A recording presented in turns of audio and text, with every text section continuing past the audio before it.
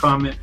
I would prefer the light background, with some plaid mixed in there and a little natural daylight as opposed to the dark room that you guys are developing pictures in over there.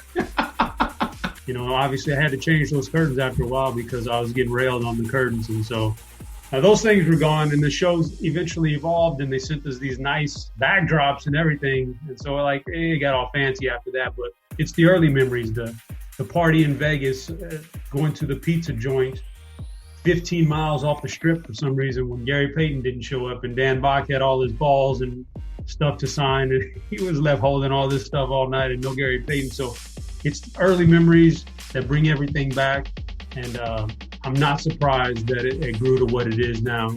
I could kind of see it back then, so it's been fun. We're here with the head shopper, David, the first annual RotoGrinders Party Champion. Really, I just want to thank all the sites for sure who made this whole weekend just everything it was. And these guys right here, man, from RotoGrinders were awesome. Dude, this was a great weekend. I hope we do this every year.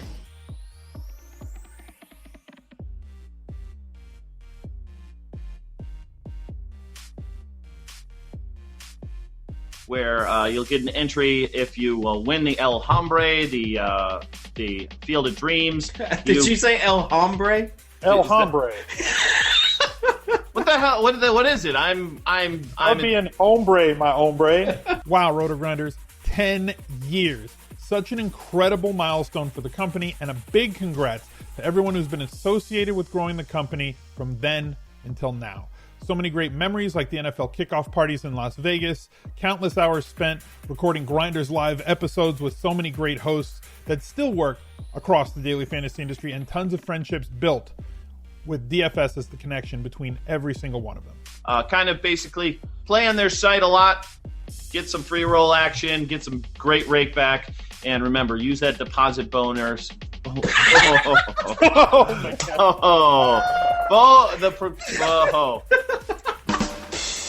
When I first started getting serious about playing DFS, RotoGrinders was always about community, through the forums, through the chat, and through everything else that Cal and Cam and Riley and Dan had envisioned.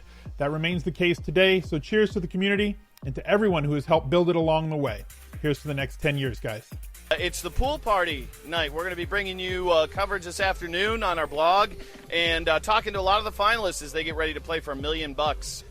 This guy looks familiar. Draft Cheats. Really happy to be here with Peter Jennings, who I dubbed as my favorite to win tomorrow, Pete. Dan Pan right off the bat. I'm doing well. This is an amazing party. I mean, DraftKings obviously treating us right here. We got a batting cage. We got girls on rollerblades, drinks, food, everything you'd want. This doesn't suck being able to do poolside interviews, especially with somebody who's a contributor on RotoGrinders.com and seems like just about everywhere. And I have to say, definitely the most buff guy potentially here is one of the finalists. Jonathan Bales, what's up, man? What's up, Dan? Bet you like that intro, huh? That was a good one. I could get used to that. And we're here with Napster Man. Nap, I promise you this light will not get you sunburned. I can't take any more. Four layers of burn is I got lava bubbles.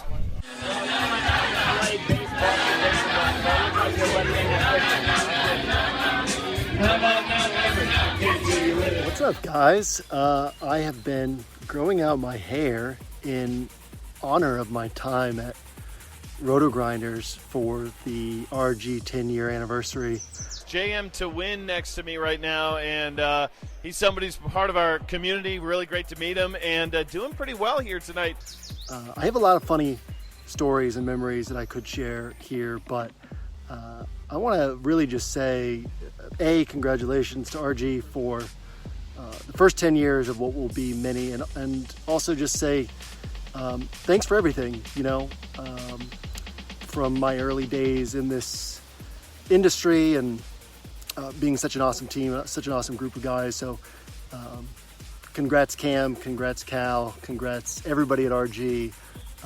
Can hardly wait to see what the next 10 years has in store for RotoGrinders. Things are starting to get a little intense around here. It's going to be fun, and hey, great meeting you, my man. Absolutely, appreciate it, guys. All right, more live coverage coming up next from RotoGrinders.com.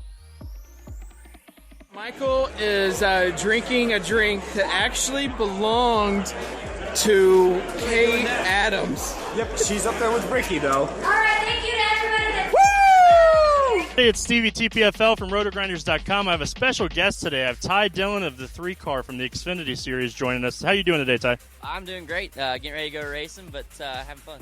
10 years ago when I joined RotoGrinders, I never thought I'd be working full-time in sports. For that, I want to say thank you to the RG family. It's been an awesome ride. I've worked with a lot of awesome people on the morning grind. I've done a lot of awesome things with NASCAR. For that, I'm very thankful. I look forward to the next 10 years, and the next time we do this video, I'll probably have even more gray hair in my beard. But I'm excited for the ride and appreciate everyone here, so let's keep crushing. Good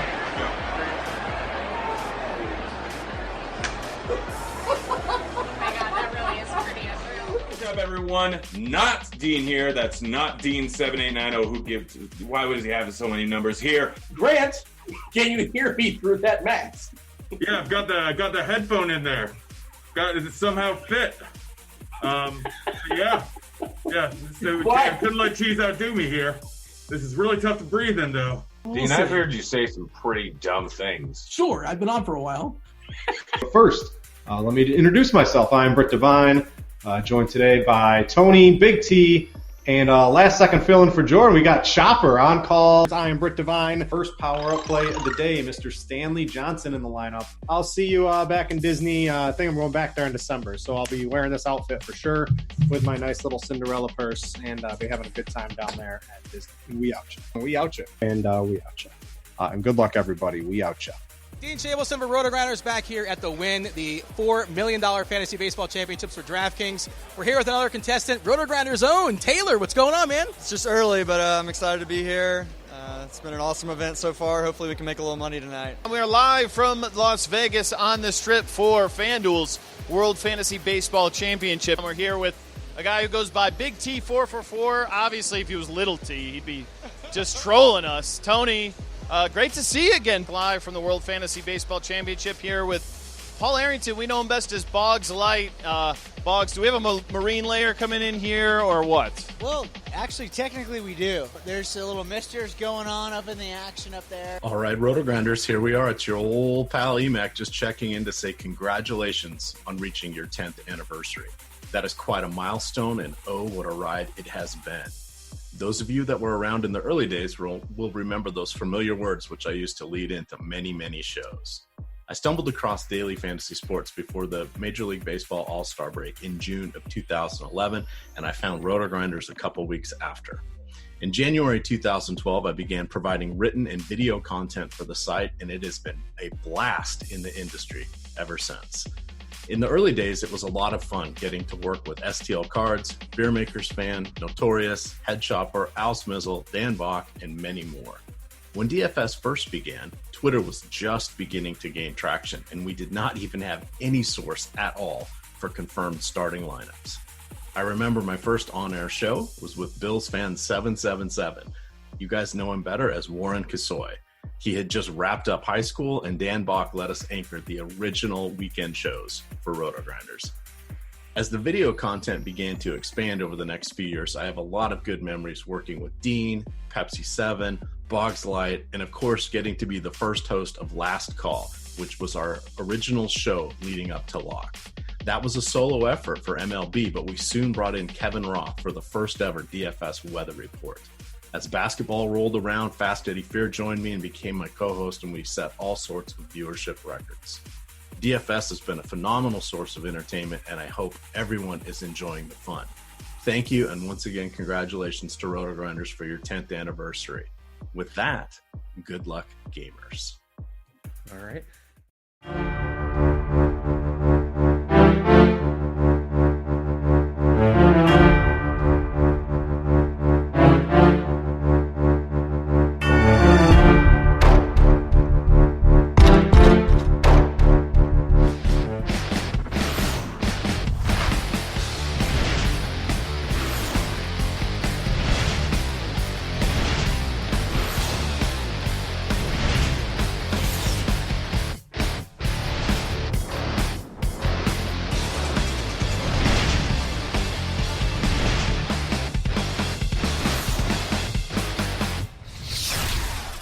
What is going on, RotoGrinders? Dean here. It's Dean 7904 if you want to get all technical. I mean, it's 10:10 on the East Coast, 7:10 on the West Coast, 9:10 Tennessee time, which of course means it's time for the flagship show here at RotoGrinders. It's called GrindersLive. Joining me today, the usual suspects. We survived week one. Week one was good for your boy. Hopefully it was good for yourself out there as well. It was not. Thanks for rubbing that in. Oh, Grant, well, Grant, you like the Dolphins. I tried to warn you. The Dolphins aren't what lost me money. They did lose me some money, but that was not the predominant reason. Who did it to you? Name names. Everyone. Everyone. Predominantly going under the field on Jacobs. I'm done for. Hey, it can only go up from here, Grant. That's the way it goes. You'd think that, but I got some money back. I could always lose it all. Bold strategy, Cotton. Let's not play Josh Jacobs when he's like 3K. What's up, Grant? How are things otherwise? Besides the fact that you're broke, apparently. That's the thing about DFS, though, Grant. It's all about today. Yesterday, who cares? Tomorrow doesn't matter. It's today and today only. So we're back at zero. We're going to tackle this slate in just a second. Grant, I assume things are all well out there in Denver for you? Yeah, things are good. I'm sleepy. I've been up since 3 a.m. Oh. I will have a full 8-hour workday in by the time football games start and people are waking up. And you keel over like 5 minutes in the kickoff or something like that on Red Zone? No, I pound 2 bottles of champagne and then drunkenly pass out. As soon as the afternoon game starts, I'm like, well, there's nothing I can do now until Sunday Night Football. I should be watching, but nap time is awaiting. I will sneak in a nap sometimes between after the end of the 4:25 games and the start of the the late what do they call it, the island game, Sunday Night Football. Once in a while I'll sneak in the old nap. What's up, Beer? You have no time to sneak in You guys know Beer Maker's fan because he won a FanDuel Live final not too long ago. Well, so many years ago. We have, but we should say this is the start of 3 hours here at RotoGrinders. And speaking of live finals, Squirrel Patrol is going to be on after us. He's been to 40 of them, give or take. I'm not exaggerating, or at least he's in 40 entries, I believe. Grant can vouch for that because he's mooched a couple of his invites. That's a true story, actually. One of his invite. Professional moocher, Grant Niefer. Beer, unfortunately, I don't think you were. Why pay for something when you can get it for free? Well, I suppose there you go. What's up, Beer? How are things in your world? You know him from the six pack. Hey. I mean, that was the best point Grant's made all day right there. Get something for free, you got to run with it. And it sounds like a hell of a day over there. A couple bottles of champagne and pass out. Dean, I would love to take a nap, but unfortunately, there's football. There's work to be done. The daughters have softball. I mean, it's never ending around here. So let's get to some football, though. Wait, the daughters have softball on Sunday? You got to go watch some softball? Not only is it softball, it's a doubleheader every single Sunday. So I'm hoping it starts snowing sooner rather than later so we can ixnay the doubleheaders. You got that NFL Sunday ticket to watch? Oh, yeah. I spend more time watching my phone than I do the games. But I mean, let's be honest. I'm there in spirit. I'm there. That's what matters. The kids are up 1 out of every 9 at-bats for their team, which is only half the game. You only have to pay attention 5-6 minutes the entire game. It's actually 1 out of every 12. They play 12 and they hit everybody, so you get even more time to peruse the Red Zone channel. Well, what about defensive web gems? You don't want to miss out on those. It's ugly, Dean. There's not many web gems. I just hope they don't get hit in the face. So that's where we're at with it. I mean, if they play in the outfield, I remember back when I was playing Little League, I knew that none of the kids were strong enough to hit the outfield, so I just hung out there and picked grass.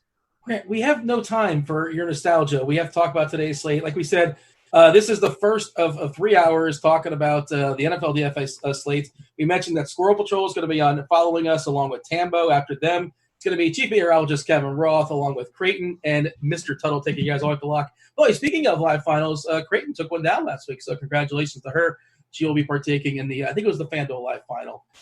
We're going to be doing some shout-outs as well. We'll do that later on the show, but if you guys remember how that used to go down, we shout out those that sign up for the RG Badge program. YouTube, what up, YouTube? There's going to be a contest dropping. I guess Devin's going to drop it some point now or maybe some point during crunch time, which is later on. I don't know. You tell me. Maybe Devin will tell you guys. Yeah, he's going to be dropping it during crunch time, which, of course, is 12:30 on the East Coast. And the winner of that contest, whoever is rocking the RG Badge, will win themselves 1 free month of RG Premium along with a shout-out from me next Sunday, which I don't know. Which is more valuable? Who can say? That said, there is no better place to get in on all the action today than with DraftKings. DraftKings, of course, is the leader in one-day fantasy sports. To add to this week's excitement, DraftKings has millions of dollars in total prizes up for grabs. If you haven't tried DraftKings yet, you head to the App Store right now because you don't want to miss out. You draft your lineup now. You feel the sweat. The sweat's a lot of fun. It's some good, there's some bad, but every run, every pass, every catch means more when you're playing on DK, obviously. It's simple. Pick your lineup, stay under the salary cap, and see how your team stacks up against the competition. My teams are going to crush Grant's team for sure. That I can tell you. I don't know about everybody else, but I'm taking Grant down. That's not even a conversation. Wait. I stopped paying attention when you. We're in the middle of a read, Grant. We're doing. I don't interrupt you when you. Did you mention best ball? I think I heard you say best ball. Did not say anything about best ball. Nothing adds to the excitement of watching the game quite like having a shot at $1 million in prizes. DraftKings, they've been paying out millions and billions since 2012. So as you know, they know a thing or two about cold hard cash. And hey, not to humble brag or anything, but I may have taken a withdrawal about once or twice over the years. I'm a part of that billions. Not a billion myself, but I'm a part of it. Download the DraftKings app now. Use code DFF for a limited time. New users can get a free shot at $1 million of prizes this week. Don't miss out on week 2 action. Again, the code DFF to get a free shot at millions of dollars of prizes with your first deposit. That's once again DFF only at DraftKings. Make it rain. Minimum $5 deposit. Eligibility restrictions apply. See DraftKings.com for details. All right. SharpSide app, you can go ahead and drop that there for the people that aren't aware what's going on in the SharpSide app. We're still streaking for the record. I think we're at 7. You get yourself some money in that. That's good times for sure. We'll do the shout-outs later on in the show. Like and subscribe on YouTube. I don't know if they like so far. We've given no content in the first 7 minutes. We're going to dive into the slate. I don't like this. Why are we not talking football? Why are we not talking week 2? Play Ryan Fitzpatrick. Content right there, buddy. That's a thumb down. That's the thumbs down, and they're Play leaving. Josh Allen. Let's just talk more about Grant's Little League experiences. Yeah, Grant. I'm sure people are on the edge of their seats wondering about Grant's Little League career. Did he say he just sits in the outfield? Did I hear him say that? Like that's what he enjoys. I can see Grant being like a 210 career hitter in Little League. right around that Mendoza line. Not much WOBA, not much ISO. I was the Chris Davis of Little League. Which Chris Davis, though? It doesn't matter at this point. Doesn't matter. Grant, this slate is wild. It's really, really good. I think we're going to be super, super chalky in cash games, especially depending on where you're building. But DK, and we're going to talk about, we're going to break it down position by position, obviously. I think and DK, like the running backs are kind of sort of obvious. I hate to say that. Then it's like, well, which 2 cheap receivers are you going to pick? To kind of make things work because we live in the world of salary cap. We'll talk about that as far as I think the cheap receivers are really going to decide a lot today as far as builds, and of course getting away from that 3 running back build we're going to talk about in a second. That's super obvious for cash games. Grant, give me your screenshot. What is your initial thought? What's your big thought as far as today's slate? Cash is easy. Tournaments, you just don't play guys that you play in cash. That's not entirely true.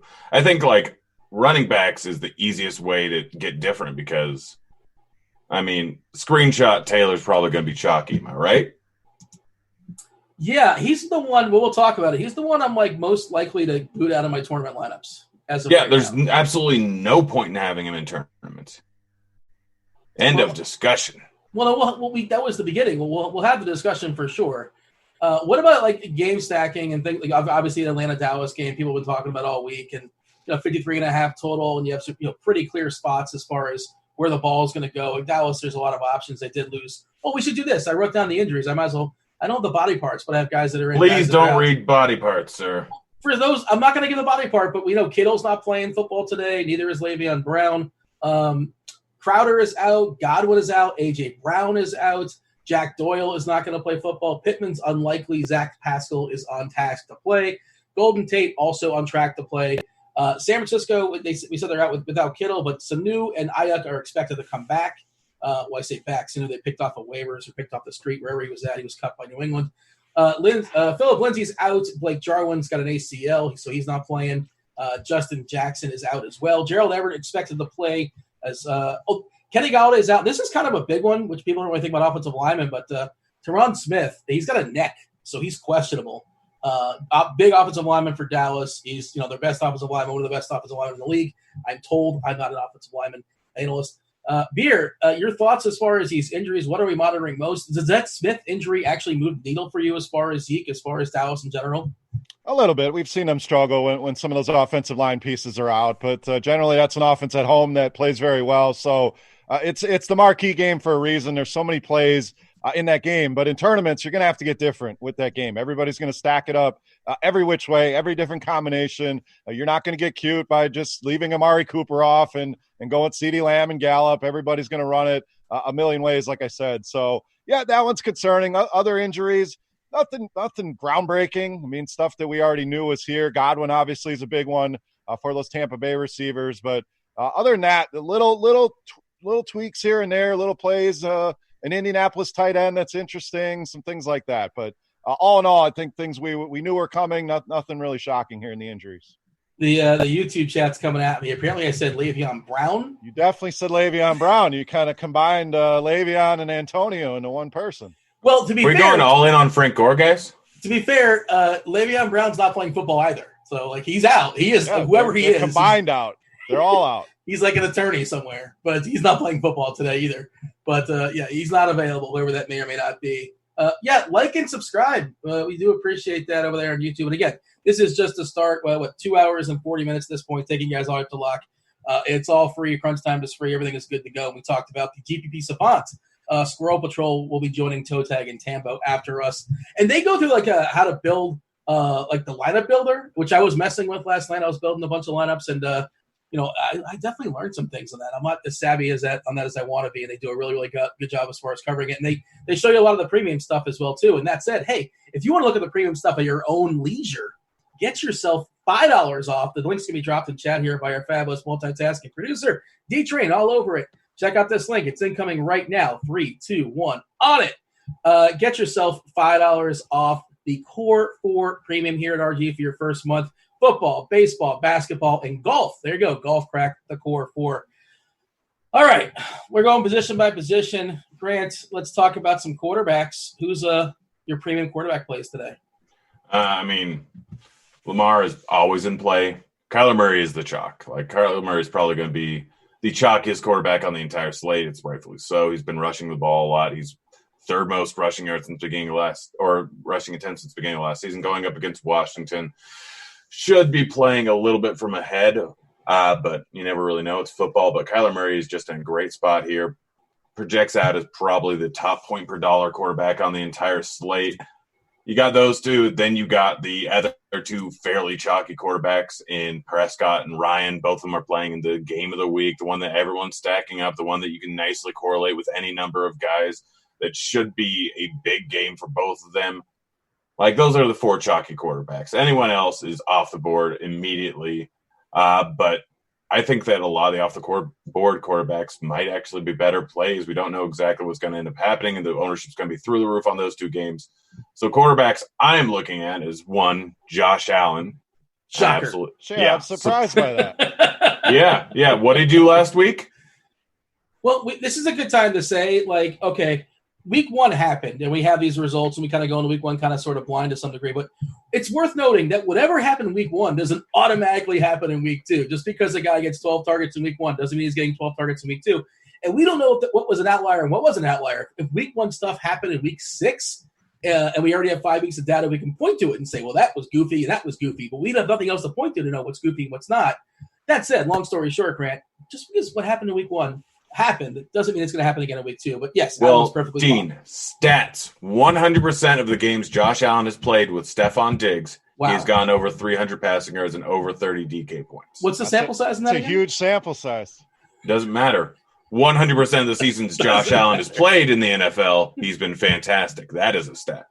Josh Allen, absolutely love it. Going up against Miami, they only have a 23.75 implied point total, but he can obviously rush the ball. He obviously has receivers. It's not in Buffalo. The weather's all right over there in Miami, but I absolutely love Josh Allen today, as I do every single week, but this one's especially a good one. Always play him on the road and always play him in a good spot like this.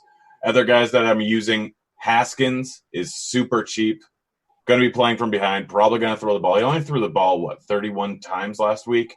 Didn't really have a great game, even though they won, but he's in for probably a decent point per dollar day here. Going to come in at low ownership. A guy that I'm really high on this week. Ryan Fitzpatrick, I'm obligated to say him every single week, even though it's a tough matchup and really doesn't make any sense. You can just pay almost no money for Fitzmagic, Gesicki, and Preston Williams and get pretty much all the production. but I just am legally required. I think an interesting one is Tyrod Taylor going up against KC. Mhm. Like, we know who's going to throw the ball to. They're not really checking down to Eckler as much. I looked into it, and I think that could be a trend that ends up continuing. So Mike Williams is super cheap, and he's a great pivot off of the lower-priced wide receivers, and he's a perfect guy to pair with Tyrod. That you're really not paying a ton of money. He's sitting there at 5.3K, which is super cheap. He does have some rough upside, and the game script is just going to favor him so much in this matchup. He only had 30 attempts in the first week going up against Cincinnati. That was a close game. This one, he's going to be coming from behind. I know he didn't look great in that case. He has a passing defense that can get him into some trouble, but again, week one, it's a small sample size. Don't pay that much into it. He still has upside to be an actual decent quarterback because he has some good weapons and he has a decent rushing game. Outside of that, like long shot GPP guys, I think Goff is worth consideration. We know most of his targets are going to go to the likes of Kupp and Woods.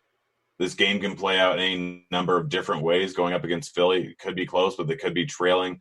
Goff, we've seen put up big games in the past before. I'm fine with Goff there. That's really like that's the majority of my player pool. I mean, sprinkling in Trubisky, Bridgewater. Didn't leave anybody left, Grant. You have nothing for beer. Like, No, beer, I'm beer's gonna just have to hanging play, out. I left one that I was hoping you were going to talk about. I'm gonna play Le'Veon Roethlisberger. I don't think he's playing football Grant, today. Grant left me nothing, Dean. I left you Roethlisberger. I figured you'd be on him because he's one. Grant, your usage today, it's like Russell Westbrook without Harden or something like that. It's off the chain. All right.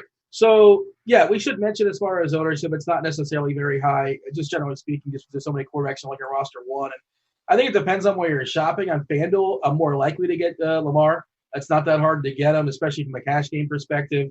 He's currently projected to be 16% owned. Brett Prescott right under that at 13.5 against Atlanta in the Dome. High team total makes a ton of sense. Murray's next, then Ryan. I'm definitely more likely to get Murray on DK with a price that just makes more sense. Beer, talk to me from a cash game perspective as far as your quarterbacks and then pivots to some tournaments. Feel free to elaborate on any of the guys that Grant's thrown out on there. And I was going to say any of them he hadn't, but like that, I don't know what's left. I left him one. He left a couple. I'm just messing with him. Cash game's pretty easy. Lamar in cash on FanDuel. FanDuel's super easy. You can make it work. Why go with a guy other than Lamar who has the highest ceiling? It just doesn't make sense. Kyler is underpriced on DraftKings, so I think that's your cash game quarterback there. Save you some money. Lamar will be lower owned on DraftKings in tournaments because it's a big price. There's a big separation from him to Dak, some of those other guys. So don't need to spend a ton of time here. Dean, Dak, Kyler, Lamar, these guys are all in great spots. I don't hate the Josh Allen call. Absolutely hate the Fitzpatrick call, so leave that one alone. I do like Tyrod. I love in week 2 going back to guys that burned everybody. And there's a ton of those kind of plays this week. He's one of those guys against the Chiefs. He's going to be forced into, like Grant said, they're going to have to throw. They're going to have to do some things. So unless they get shut out, that's the only scenario where Tyrod really doesn't put up numbers. So one other thing I like to do is look at the highly owned like running backs. We've talked Jonathan Taylor. We've talked Derrick Henry. And go to the passing game there. And I'm not a Phillip Rivers guy, but the guy threw for 360 yards last week. We saw what Aaron Rodgers did to this Minnesota secondary. You got T.Y. Hilton. You got Paris Campbell. You got Mo Alley Cox. I mean, why go with chalky Jonathan Taylor when you can go with the passing game and even go with Nyheim Hines? It's like we forgot how much involvement he had in that offense, and it's all Jonathan Taylor. So I like Phillip Rivers there as a pivot. I don't mind Ryan Tannehill. Kind of the same thing off Derrick Henry, who I do love. But Tannehill looked good last week. The team was playing faster. And then one more, Dean, Mitchell Trubisky in that game. I think that one could have some sneaky shootout upside. Allen Robinson not happy. You get the squeaky wheel narrative, a bad Giants defense, and a pretty limited target tree there. Easy to stack him up with Robinson and or Miller. They just paid Cohen. Is Allen Robinson tilting over there? Well, what's going through Allen Robinson's head? You talk about squeaky wheel, and he wants to get paid and he wants the ball. Otherwise, get me out of here. And they're paying off Cohen. What are we doing here in Chicago? I mean, that's been the question for years. What are they doing? I don't think they know what they're doing, clearly. I mean, you got a franchise centerpiece in Allen Robinson and a scat back that's going to catch some passes in Cohen, and that's the guy you pay. So as a Packer fan, Dean, I love it. Dude, keep paying these satellite backs and let Allen Robinson walk. So who knows? But point is, he's cheap. He's got a good matchup. So Trubisky to Robinson, a little bit under the radar here. To Rod, you mentioned him. He's super cheap on Yahoo. He's like $20 over there. Meaningful discount on DK and FanDuel as well. He's got some legs, got some outs. Who do you want to pair him with? Ideally, you're probably going to mix and match, but Mike Williams is 4.2K on DK, is like $15 or something like that on Yahoo. Or Keenan Allen or Hunter Henry. Who's your preference? Talk about Eckler, but we had check down Charlie there last time. Last year with Rivers, it's like his ADOT is like nothing. We've seen, at least in week one, Eckler not getting a ton of passes. They even talked about like he's probably not going to get the same amount of work he had last year. So it feels like Taylor should probably be paired with Williams or Allen. Who was your preference? Preference is Keenan Allen, and Mike Williams was great. He was getting targeted down the field. I don't hate that. He's cheaper. You get the big playability. Hunter Henry got a lot of targets. You can go that route. But Allen will be the guy that's forgotten. So you talk about a low-owned stack. Nobody's playing Tyrod. And I don't love Keenan Allen outside of a pairing with Tyrod, but he would be the guy. And I'm not ready to write off Austin Eckler yet. He kind of fits that bill as well as guys that you can go back to. More so on DraftKings, hoping that usage goes up in the passing game. But I did see a lot of carries in that game. So it's not like he's not getting enough work. Would love to see more targets. And against the Chiefs, we saw what David Johnson did in the passing game. So if they can get Eckler involved, he's another guy going to be very, very low owned today. Hey, speaking of guys that are forgotten, not the greatest spot in the world against the Chargers, who probably want to just control the ball and keep the ball out of Mahomes' hands. But I think Kansas City Mahomes, and that's a good start of Casey in general, they're going to be mostly buried in the slate. Did you agree with that? Are you going to be over, under? Hopefully they don't go nuts and you kind of stay away. What's your thoughts as far as the Chiefs and Mahomes in general? Yeah, agreed. They'll be low owned for sure. We're showing Mahomes at 5-6%. I mean, it's just tough to stack them because it's so expensive. But there is enough value where you can make it work. I'm kind of picking more individual pieces. I want to work more Mahomes in my lineups, but I love Kelsey in the spot. They have some great corners there that could shut down those receivers. And I think Clyde Edwards-Helaire, one of those higher-end running backs we'll talk about, that's not going to have any ownership because it's all going to go to Zeke, Derrick Henry, and Jonathan Taylor. So more so picking pieces. I have stacked that game with Tyrod as the quarterback and going to try to do it with Mahomes as well.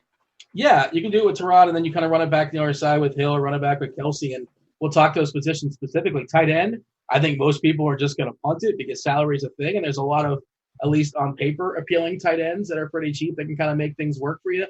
Grant, put a bow on the quarterbacks. There's a bunch. I mean, we were joking, all the guys you mentioned. There's a bunch we haven't really talked about. And by the way, we were talking about Minnesota, like facing Minnesota. Name brand, they are a good defense. They're not good. I don't know if the word's out just yet. Like we think we know at this point, but they're not expected to be good. That secondary especially is a mess. So you can definitely pick on that Minnesota secondary there. But give me your final thoughts here, Grant, as far as quarterbacks before we move on to talk about running backs. Stack up the Dallas game. Off the board quarterbacks, Josh Allen, and I was waiting for Beer to go into him, but I guess he didn't want to. Ben Roethlisberger makes a great GPP play. It's Big Ben. Like, everyone's going off of week one. He had a little bit of rust in the first half, kind of brushed it off. This is week two. We know that he's going to throw to his wide receivers. If he has a big game, Juju and Johnson or James Washington are going to have a big game. Lots of upside, even in a tougher matchup. But the Broncos' defense isn't the same as it used to be. So, yeah, Big Ben is a guy that I really like for tournaments. Him and Josh Allen are probably two of my favorites. Give me this. Give me your favorite pairing with Dak and your favorite pairing with Big Ben. Favorite pairing with Big Ben is Juju. Favorite pairing with Dak, no surprise, is probably Cooper. But, again, you can get those are two that you can go any which way. All right, we've kind of teased it. We talked about running backs throughout the show, kind of mentioned it. But, yeah, there are three super, super chalky running backs that make a ton of sense as far as your cash game build. I was talking to other people. Everybody basically is on the same thing, and depending on where you're shopping, it might be like a 2v2 or a 3v3 with your defense and a couple receivers or something like that, or which cheap tight end you happen to be picking. So cash games are going to be a lot of fun this week, but we're firing away. It's going to be good times for sure. I'm in the lobby. Come scoop me up. It'll be good times. All right, Veer. Let's start. By the way, Veer, I bet Grant probably knows this because he's more. I don't know how much you partake in the sports book and things like that. Do you know what Derrick Henry's player prop is today? Is over under as far as rushing yards? I looked earlier. I want to say 112.5, something in that range. Unless it changed this morning, it was 118 last night. Have we ever seen a total that high before, Grant, for a running back in the NFL? I don't know if we have. I'm sure we have when Adrian Peterson was going up against an easy run defense back in 2015 when he went for over 2,000 rushing yards. And I think we had it a few times with Jamal Charles, and I think we had it a few times with one other guy. Who was it for Baltimore? I don't way know. Back in 2001. It was like a Jamal Lewis. with this. This isn't important. DJ 2K, it happened a few times. Clinton Portis back when he was with the Broncos, when we went for an average of 100 and OJ Simpson, yards. Dean, I'm sure he had a pretty big prop. Walter Payton back in '75. What about Gale Sayers? What was his prop? Yeah, back in the he day? had to hit him. He had to hit a 120. But the point is, that's a huge number. So Yes.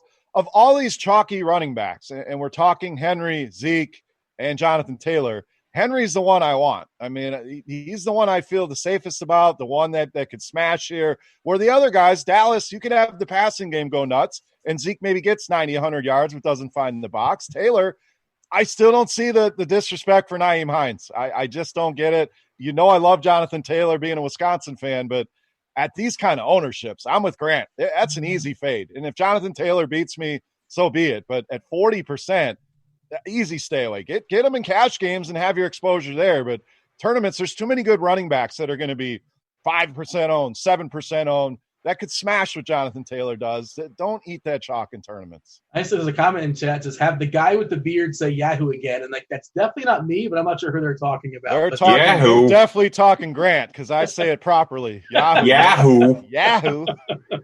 Yeah, so Taylor is total, again, player props are only so sharp sometimes. It's 56.5 as far as their rushing total for Taylor.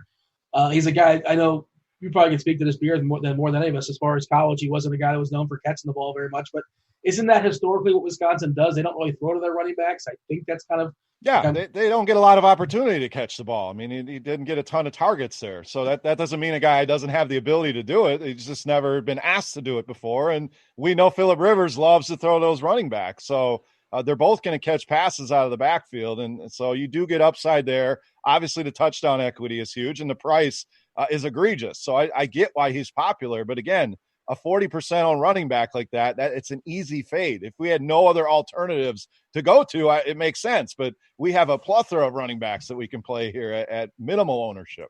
Well, yeah. Well, let's get the plethora in a second. And as far as ownership, yeah, Taylor, Henry, and Elliott all projected to be over 26% in tournaments. Let's get to the pivots because Drake, CEH.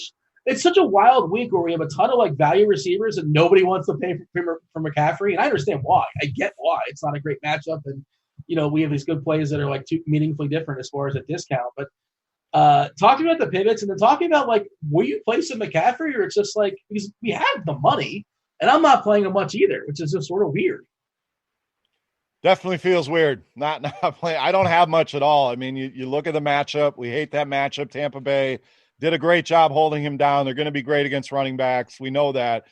But it always feels weird going into a slate without this guy because he can pop off against anybody. So the price makes it tough. The matchup makes it tough. But this is the lowest ownership we're going to get on him. So personally, I don't have much, if any, right now. I think I have a share or two. And I don't know if that's going to change just because of those factors. So terrifying, but I'm going to be under the field even at that minimal ownership that he already has.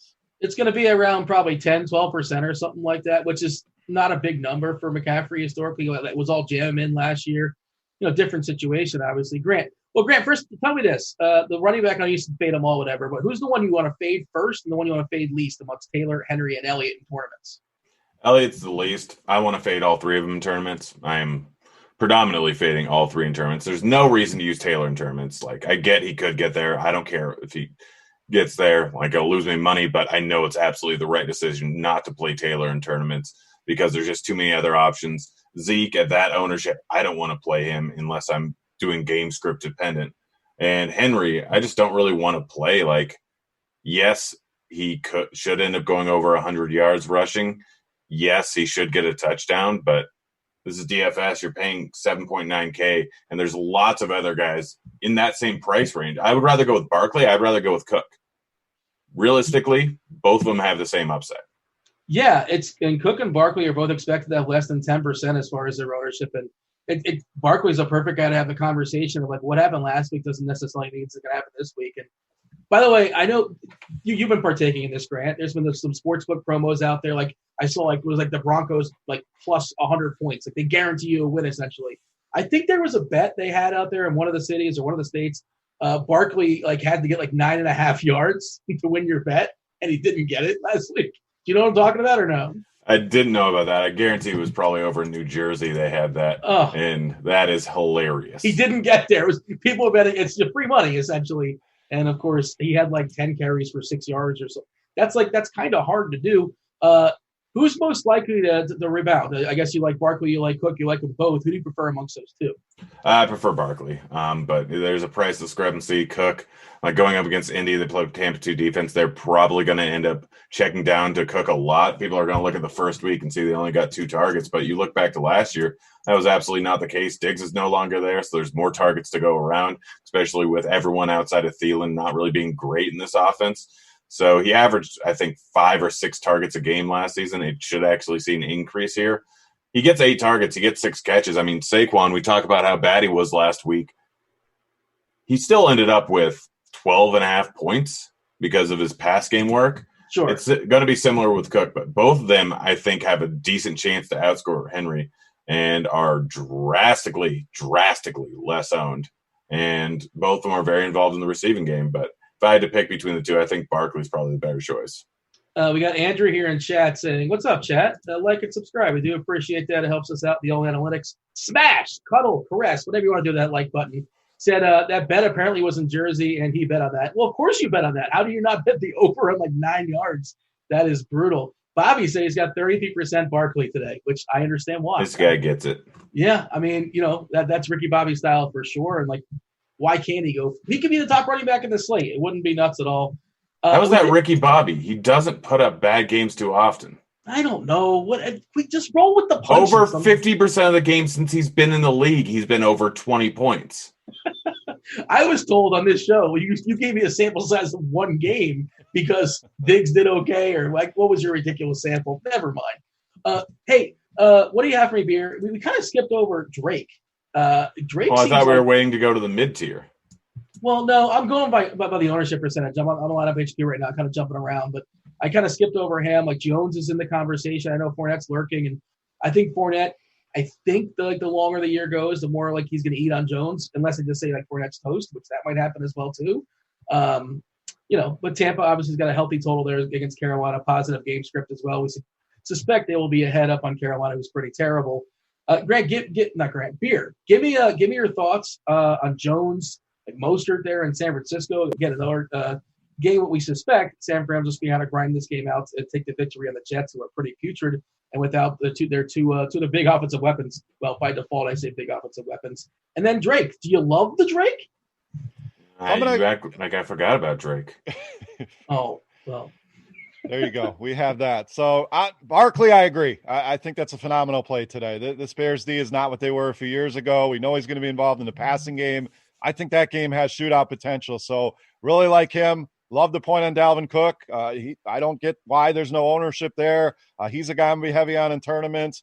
Aaron Jones, another one. We haven't talked much Packers. We didn't bring up Aaron Rodgers, who crushed it last week. Unfortunately, I was off of Aaron Rodgers, so that hurt. But Aaron Jones looked good as well, and he's going to be 3% owned here. This Detroit defense is in shambles, mainly in the secondary, but this is a team Green Bay should be able to do whatever they want. Clyde Edwards-Helaire, another one that's going to go overlooked. So it's easy to pivot to some of these guys in the higher range, even just to be different right there. You can have the same type of build that you wanted to go with the high end running backs, just plug different names in and get lower ownership exposure there. So as far as Drake, I don't have a ton. I mean, the Washington front is pretty stout.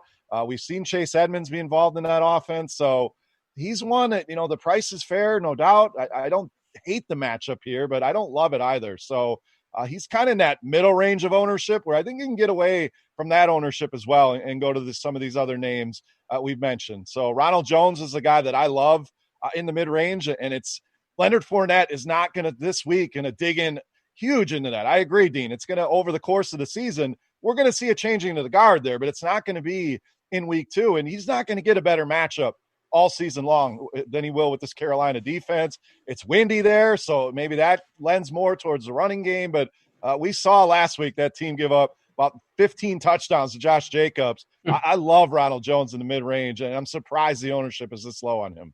Well, I mean, you can only roster so many players, and there's so many good players, and that's the reason why I think the ownership kind of gets squeezed. Miles Sanders feels like a really, really interesting wild card. How is it a wild card?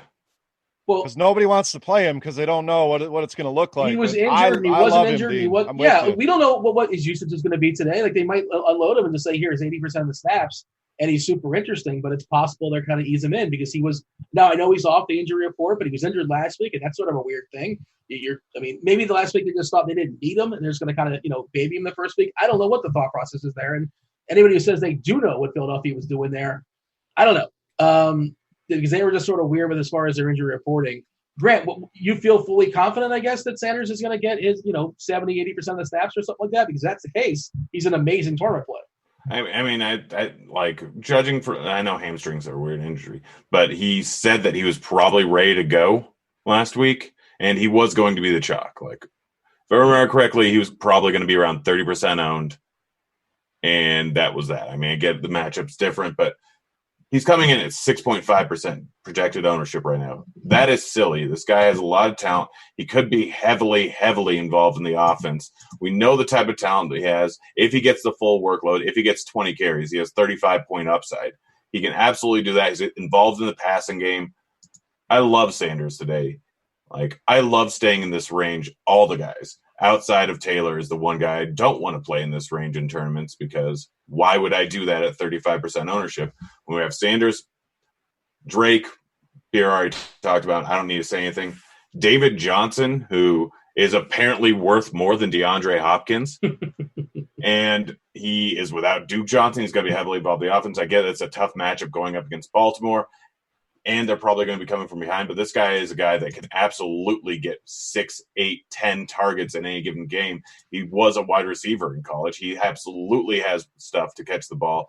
We saw 1 week he got a touchdown, and people seem to have forgotten about him a little bit. But he's 5.8K, which is a ridiculous price tag for a guy that is the workhorse in that offense. Absolutely love David Johnson, even in a tough matchup.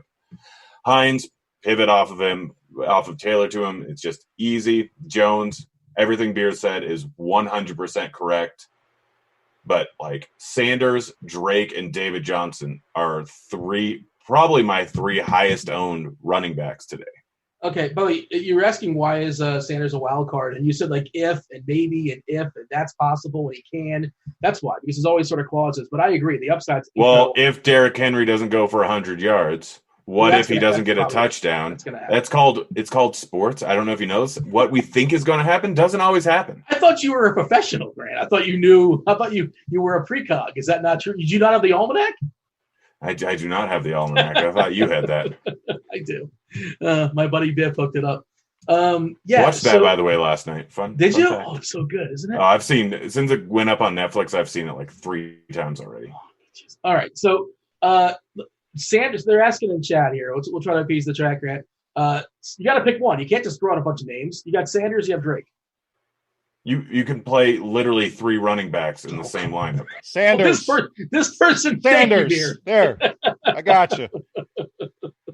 Why? I mean, it's the same level of upside and way less ownership. And I don't see – we had worries about Sanders being eased in. I think they're going to go right to him. He's 100%. According to him, I hate going off of the player analysis of himself. But I love the spot. Look what Zeke did last week to this Rams D. Yes, you worry about Aaron Donald, but Philly needs a win. They're gonna lean on this guy. I think he has a big game today at 3% ownership. Yeah, David Johnson was mentioned. I believe Duke Johnson's officially out. So even if they're playing catch up, and also he's a good receiving back, like Grant talked about. So I don't think if we get game scripted out of this game here, and you think it's going to be a bit of a shootout against Baltimore, they're probably going to try to catch up because that Baltimore offense is excellent. Put a bow, Grant. Not Grant. Let me go to Beer. What's your final? Wait, can I mention one more guy first? Yeah. Antonio Gibson. Yes, sir. The literal chalk last week. Yep. Only got a few snaps, but again, he now has a full week of practice underneath him after this. Offseason was weird. When he was in the game, they gave him 11 carries or 11 touches. I forgot, two receptions, but was heavily involved the entire time he was in there. They love him. We have him pegged at 1% ownership at 4.3K, which is absurd. He's a fantastic play today. Bobby mentioned in chat. Hey, Bobby. I just wanted to make sure we pointed out Gibson because we never really got to the cheap guys because he's the only one I really. Is getting 10% enough for you because you're well over the field? Like you don't when you see that name, you don't have to that's not a lock button. You're saying you want to get a little bit more than a sprinkle, basically. I'd probably have 30%. Well, that's all right. That's a lot. So 30 times the field. Yeah, well, sure. It might be 2% as far as his ownership, but it's not going to be high at all. Recency bias and the plethora of running backs out there, opportunity costs and yada, yada, yada. I understand why it's going to be super low. Put a bow on this. We got to talk receivers. What do you have for me as far as running backs here? All right, high end. I love Derrick Henry out of those chalky guys. I'm fine with the fade of Jonathan Taylor. I love Ronald Jones in the mid range, and then the three guys that I talked about bouncing back from week 1 chalk. We mentioned Antonio Gibson, love him. Austin Eckler in that boat, along with Saquon Barkley. All guys that people are already writing off. Don't do that. Week 1, like you said, Dean, it happened. Doesn't mean week 2 is going to be the same. Those three guys really stand out as guys to go back to after busting as week 1 chalk. I don't think we gave enough time to Hines, but Hines is a really interesting direct pivot off of Taylor, which I will be doing. And we'll see as far as how it's going to be delegated out as far as who gets the snaps. But I think Hines gets a decent. The ownership is clearly going to be different. It's going to be much more on Taylor. And we think Indianapolis is going to score a decent amount against Minnesota. Why can't Hines get those touchdowns? All right, let's talk about the receivers. Before we do that, let's get the shout-outs. Yeah, we're bringing it back. We're giving the shout-outs for those that are signing up for the RG Badge program. Devin's going to go ahead and drop that for you guys to chat. Long story short, you can click on it and read it for yourself. But basically, if you're rocking the RG Badge, you finish in the top 10 of a certain contest, you get yourself a free, I believe it's a free month of RG Premium. And again, during crunch time today at 12:30, everything is free. We're taking you guys all up to lock for 3 hours every single Sunday. There's going to be a tournament drop there. If you guys jump in there and you're the highest person finishing with the RG Badge, you get yourself a free week of premium and a shout out, which, both worth a certain amount of value. The shout outs this week, as far as those who just signed up, Darkstar 24, Bloodhound. They signed up not even knowing this is a thing. This is additional added bonus. Samtu God. This is where I butcher the names because they're all kind of sort of goofy sometimes. TSOKO, Soko, maybe? Lil Randy 88, Jaywalkin, John Austin 22, and Fail to Improve. Welcome to Rockin' the RG Badge program. All right, Grant, open up receivers for us. What are you doing today? I mean, I'm going a little bit off the board. If we look at ownership, like Adams, absolutely chalk that I'm fine with eating. Like he's going to get fed. He's going to get 100 yards. He's going to get a touchdown. Absolutely great decision to eat that chalk. Outside of that, are we really sure Corey Davis is going to do too much? CeeDee Lamb, there's a few cheap wide receivers, even Deontay Johnson, all those guys are projected to be very chalky. Any one of them can entirely bust. Lamb is going to be super heavily owned because of the price tag in that game. Davis, this offense might only throw the ball 25 times, might check down to the running back a few times, probably going to throw a few to the tight end, probably going to throw a few to any random wide receivers. A.J. Brown last season, most of the time, had 5 targets. So a chalky Corey Davis is not worth it in tournaments. There's a chance he ends up with 4 points in this spot. I don't really have a ton of interest in him. CeeDee Lamb is fine, but not a ton of interest in him. Everyone, play or don't play any wide receiver from the Atlanta-Dallas game. It's that simple. But guys that I have a ton of interest on, for one, Paris Campbell. I know he's going to come in at moderate chalk, but he's going to get a ton of targets in this offense. He got 9 last week. He's heavily involved. Doyle's out. It's a perfect spot for him. Absolutely love Campbell. Mike Williams, I really, really like. Going to get force fed. Going to probably crush in this spot here. 4.2K, literally a direct pivot at 1/3 the ownership of all these cheap guys. And with the amount of volume that he's going to get because they're going up against KC and they're probably going to be trailing most of the game, he should crush his price tag here and has 2 touchdown upside and 100-yard upside. Really like him. All right, let's just talk about all the cheapies here because we have to separate which ones we like, which ones we don't like, and there is a ton. Paris Campbell, took a big leap. First game of the year, looked excellent. Worth noting that we talked about Doyle being out, Pittman expected to be out, Haskell expected back, but still, Campbell seems like his job is secure. Christian Kirk is super, super cheap in a positive matchup. I know he got goose egg last week. I don't care. I think it's still super interesting. CeeDee Lamb seems underpriced. Deontay Johnson seems underpriced. Mike Williams seems underpriced. Rashad Perryman's the last man standing for the Jets. They have nobody. They have a 17 total. In theory, somebody's scoring. Somebody's getting that box. Herndon, Perryman. Corey Davis looked really good in week 1, and there's no Brown, but maybe they just throw the ball 17 times. They just feed Henry the entire game. Cephas for Detroit had a bunch of targets. He would look good. And, of course, we know that Galladay is still out. stop me while I can. There's so many cheapies, and somebody mentioned in the chat, Gage, you had a ton of You targets. didn't even mention Hump Dog. Yeah, we don't want the hump dog. Adam Humphries, come on, stop it. I know you got to stay on brand. I mean, he's fine, and Scotty Miller is He's fine. 3.4K. Like, if you're going super cheap, if you want to pay up for Barkley, for Zeke, and for Henry, I mean, he can get you there. Like, he got 10 points last week. Playable, but like he falls behind a bunch of these guys, at least for me. Beer, feel free to talk about the hump dog. Feel free, all those cheap players, how are you separating them versus each other? Because, there's just a whole bunch, and that's kind of going to decide a lot of tournaments today, as far as I can tell. Easy. I'm looking at the ownership. I will gladly avoid Corey Davis at 20% ownership. And I know he looked good last week and no Brown. But I agree with Grant. I mean, how many targets are really going to be there for him? So we saw them target Humphreys. We saw them go to Jonnu Smith. Derrick Henry had 34 touches in that game. So yes, he's everyone's comparing him to Devontae Parker. That's a breakout for Corey Davis. Maybe we just take the L on Corey Davis. But anyway, for today, 20% ownership, I'm fine staying away from that. So I'm hunting out the lower owned guys out of this group team. There's a ton of them to go to. You name most of them. So there is a lot of value at that position. But I want to go again to bounce back candidates, guys that burned us last week that nobody wants to play. What about Marvin Jones in the mid-range? Nobody wants to play him. It's the same situation, and nobody wants him this week, right? So last week he's 30%. This week he's 3%. He's put up some massive games against this team. I mean, I think it was a couple of years ago. He had over 200 yards, 2 touchdowns in the same game. So absolutely love him. Who else are my bounce-back candidates here? Deshaun Jackson. Why not? I mean, what's changed there? He got a lot of air yards. So everybody wanted him last week, and he busted, so I'm going back to him. Christian Kirk is a name you mentioned. Saw a ton of air yards, got a lot of targets, just didn't put numbers on the board. Hopkins isn't getting 17, 18 targets every week. DJ Moore, another one. He wasn't highly owned last week, but they're going to have to put up some points through the air. So you can hammer away at the value guys, the mid-range guys. I do love Devontae Adams. The ownership isn't going to be too heavy because it's going to be spread out. I also really like Mike Evans with no Godwin in the lineup.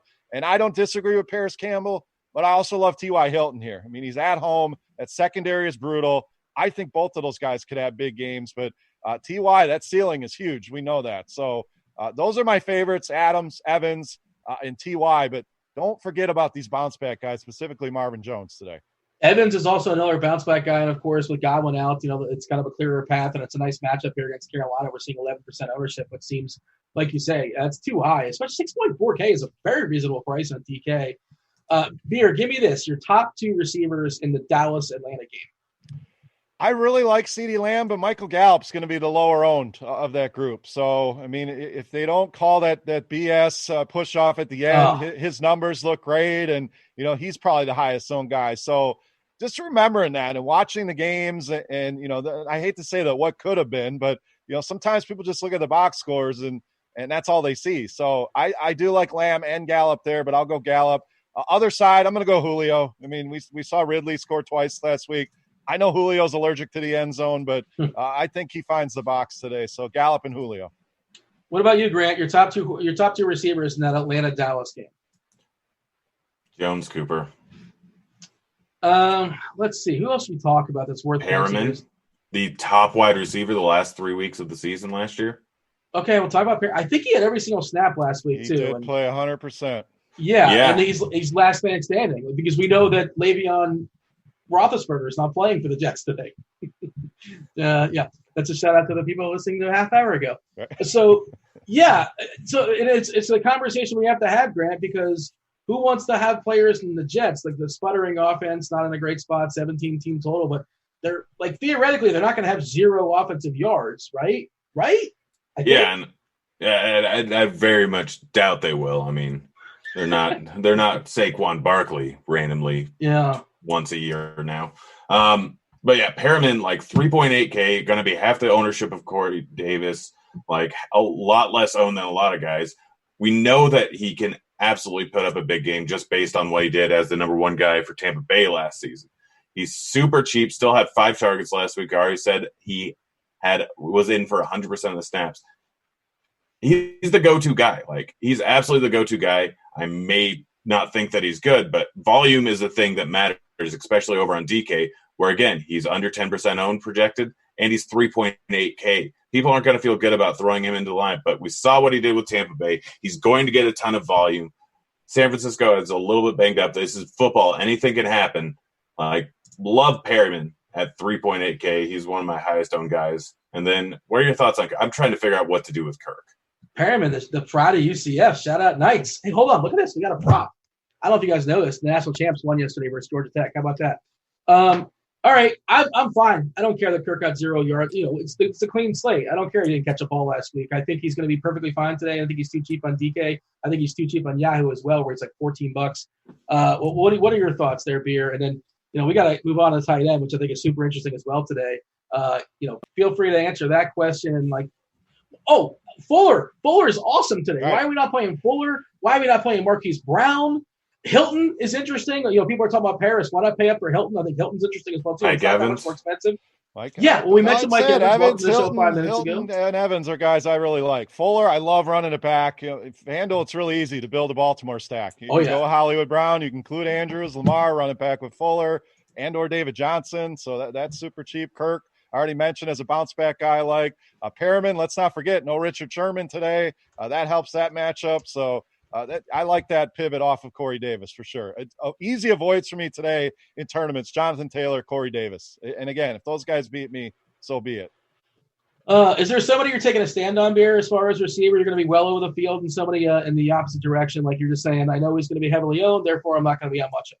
I'm going to be over the field on both Adams, Evans, as well as T.Y. Hilton. Those three really stand out to me as the guys I want. Fade will be Corey Davis. And again, it's just Corey Davis chalk does not feel good. The bounce backs from last week, Deshaun Jackson, Marvin Jones, Christian Kirk. And if Tennessee had their way, they throw the ball 19 times. Right. That's, obviously there's not a lot of receivers there. I know he's going to get some work as well. No Brown. But I have some Davis, but I'm with you. I don't want to have more than the field. Grant, same question before we talk about tight ends. What was the question? Oh, jeez. Don't listen when you speak. But that's the whole purpose of the show. So the player you're going to be well over the field on, the player you're going to be distinctly less in the field. Way less on the field than Corey Davis. Way over the field on Perriman. Actually, way over the field on Juju. We didn't talk about him, but I went over him when I talked about Roethlisberger.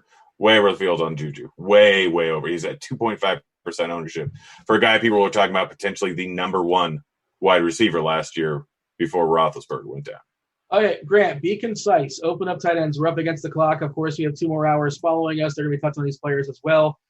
Herndon, we're seeing is the most highly owned player because we live in the world with salary cap. He's super cheap, and he's expected to get at least a lot of balls thrown his way, probably not efficiently. Logan Thomas, LT3, busted out last week. Nice matchup this week. It's a revenge game, too, I believe.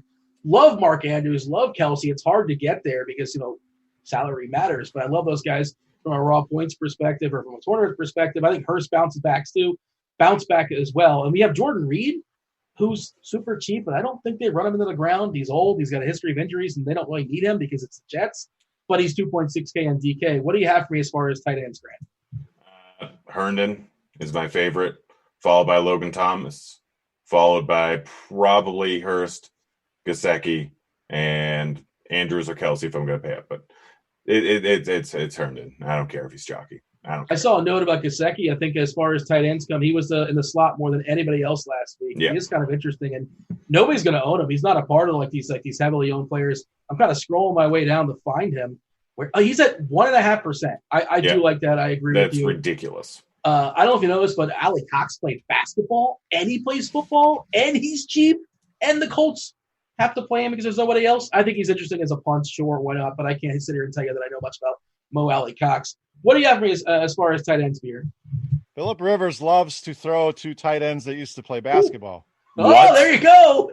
Antonio Gates did that too. There you go. So, I mean, he is a specimen. He's a big dude, and they love to utilize the tight end. So I don't hate using that. More so in a pairing with Rivers or a stack of that game rather than a one-off. I agree. Herndon is the guy here in the cheap seats. Hayden Hurst is your week 1 bounce back candidate.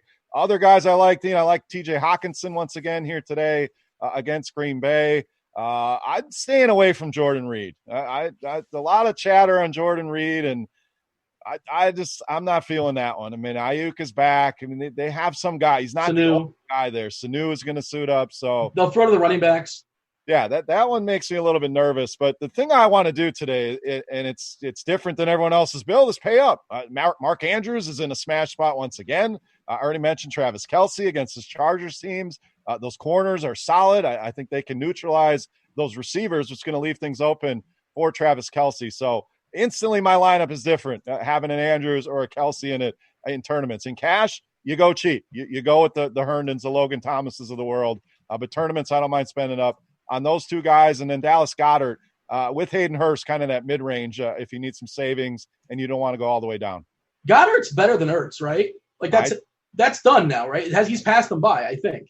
Yeah, and I think they believe that too. I don't think Ertz is going to get his money that he's looking for. They already have their guy there. So if he's going to continue to be this cheap and people continue to look at him as a backup tight end, that's a mistake. They play both of these guys, and I do agree. I think Goddard's the better tight end right now.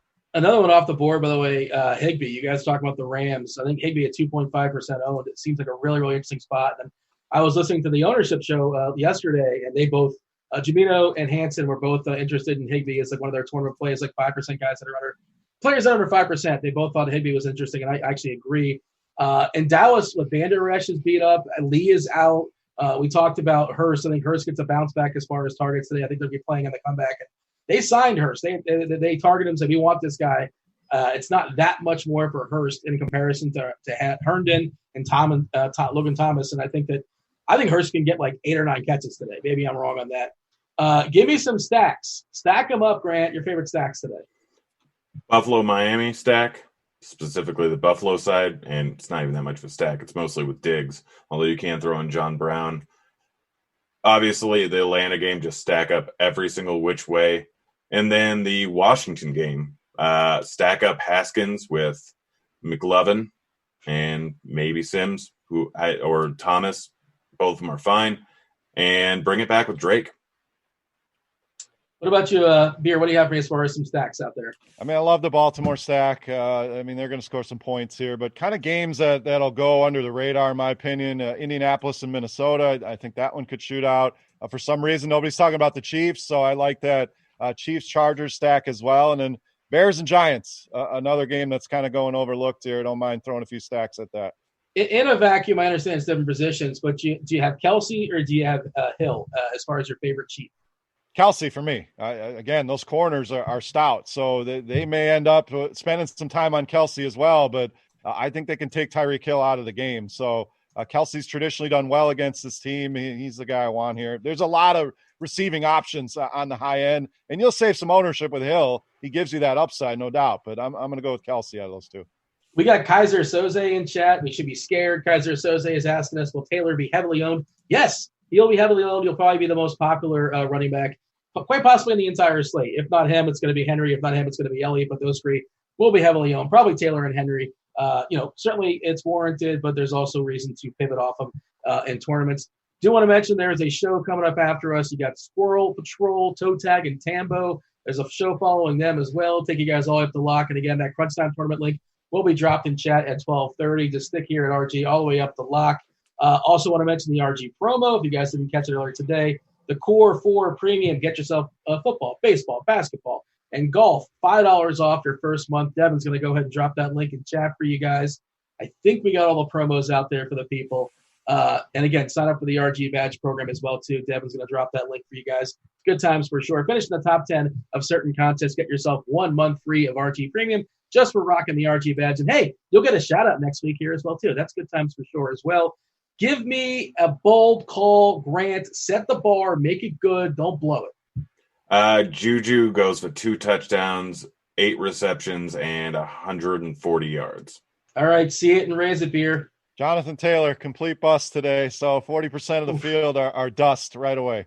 Oh, man, you're killing me. I mean, I don't want him to be a total bust, but okay. Does that mean Hines is great? I love Hines. I don't get it, Dean. So real quick, defenses. I know somebody was asking. I'm going cheap. My bad. I'm going cheap with the Jets against San Francisco. And Grant won't like this, but I'm going with the Dolphins against Buffalo today. I got him on DK. He can get sacked. He can throw a pick six and get sacked 3 times and still go for 30 points. Yeah. Well, I got the Dolphins on DK just because salary is a thing. But, hey, you know what? There's 2 shows following us. They'll talk about all the positions we talk about, and they'll talk about defense as well. You got Toe Tag and Tambo along with Squirrel Patrol, who's been to 90 live finals, and Grant mooched his way to 1. He can confirm that did happen for sure. All right. That said, we do appreciate you guys listening. That was Beer. That was Grant. I was Dean. Thank you, Devin. This was football. We're out of here. Holler. Tickets.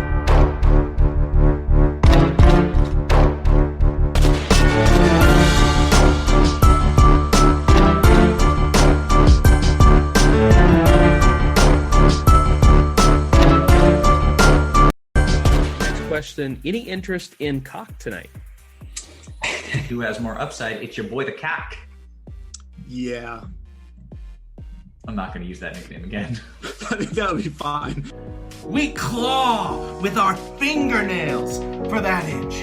Because we know that when you add up all of those inches, it'll be the difference between winning and losing. Go hang out with koalas. We're going to go to IHOP. Yeah, we're gonna get some pancakes, girl. 1, 2, 3 into the foe. DB730 is waiting at the door, ready to make an entrance, so back on up, because you know I'm about to screw stuff up. Tony, let's you and I talk about this Packers side, because I think Hoot might have just died. This is what it sounds like when Tippin' Pit cries. We're getting video bombed here. All right, Introduce yourself. What's your name? Hi, I'm Becky Blaylock, and we would like some music instead of some podcasts. What's up, Grinders? STL Cards hopping in here just to say congratulations to everybody at RotoGrinders on 10 super successful years. I've been around for 8 of them. Super happy to have been a part of it along the way, from my initial Grinders live shows with your old pal EMAC to the meteoric rise of daily fantasy golf over the last 5 or 6 years. It's been a fantastic ride. Here's to another 10 fantastic years, and hopefully we can all make some money along the way.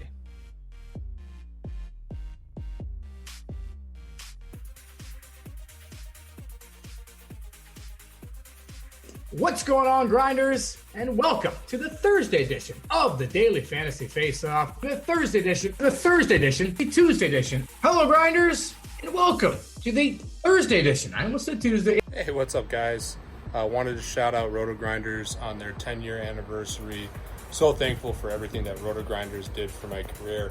I'll never forget the first podcast that I did with Dan Bach on college basketball DFS. The man, the myth, and the legend known as Peter Jennings, a.k.a. CSU Ram. What's going on, Pete? Hey, excited to be here on Grinders Live, and it's a beautiful day in Boston. All the RotoGrinders parties, their huge presence at all the live events, and just the opportunity that all the guys gave to make a name for yourself with this industry. And it's just so fun to see how far DFS has come, and RotoGrinders has been an integral part. We're all excited about sports betting now, and it's just going to be great times. Special shout out to Cal Spears, Cam, Dan Bach, Riley, Notorious, so many names at RotoGrinders that have had a huge impact on my life, and I couldn't be more thankful for the opportunity, and really excited about the future.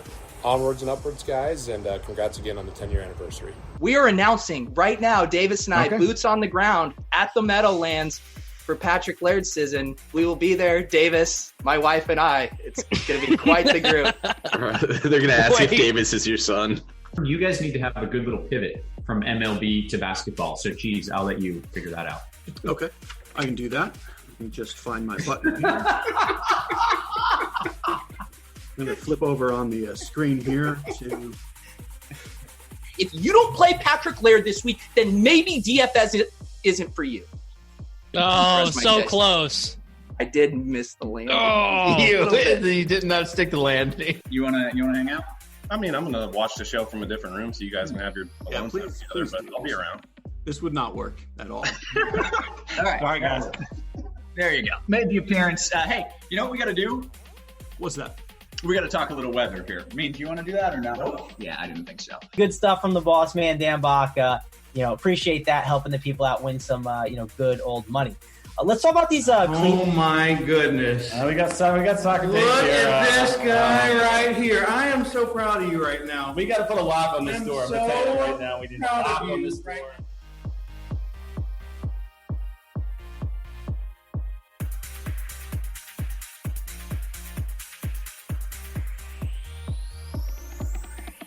Welcome to Grinders Live. I want to welcome you to another edition of Grinders Live. It's called Grinders Live. Welcome to Grinders Live. Welcome to Grinders Live. It is 5:21 on the East Coast, 2:21 on the West Coast, 4:21 Tennessee time, which of course means it's time for the flagship show here at RotoGrinders. It's called Grinders Live and is sponsored by DraftKings.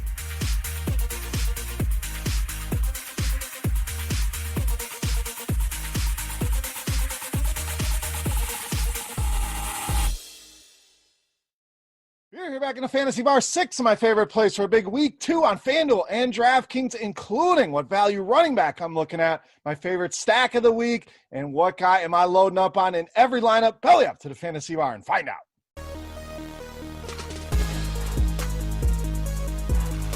Welcome back, guys. Week 2 edition, Beers Daily Fantasy 6-pack. Good to be back here once again talking NFL football on both FanDuel and DraftKings. Thank you for stopping by the Fantasy Bar. Guys, before we get into things here, make sure you do me a favor and click that thumbs up button on YouTube. Really helps us out a lot. You guys did a great job of that in week 1. Let's see if we can beat that record. And make sure you subscribe to the channel as well. Get notified when the videos are coming out. We're going to continue to do NFL videos each and every week, along with some baseball videos. So take a look for those later on this week. But NFL is king, and that's what we're here to talk about. One more thing before we get started, guys. Special offer for you guys. Make sure you take advantage of this. Head over to rotogrinders.com/beer for $5 off a Core 4 premium subscription. It's not only going to cover you for football, we're also going to have you for baseball, the rest of the NBA season, and PGA Tour golf. Great time to get in on some golf with the U.S. Open going on this weekend. So $5 off rotogrinders.com/beer. All right, let's talk some football here in week 2. It was an interesting week 1, but we turned the page. Let's start at the running back position with some value in Ronald Jones of the Bucs.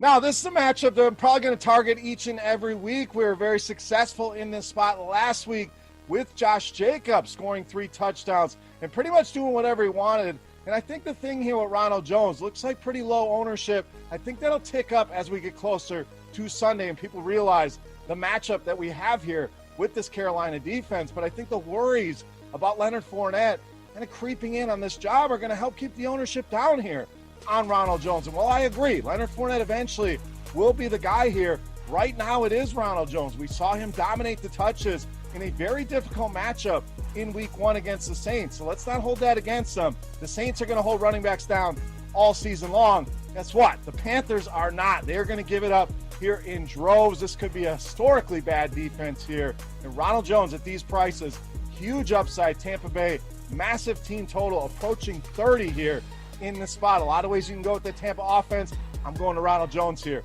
at a mid-range price against this Carolina defense. All right, we saved some money there. That means we're going to spend some money elsewhere. Let's go to tight end here and spend up on Travis Kelce of the Chiefs.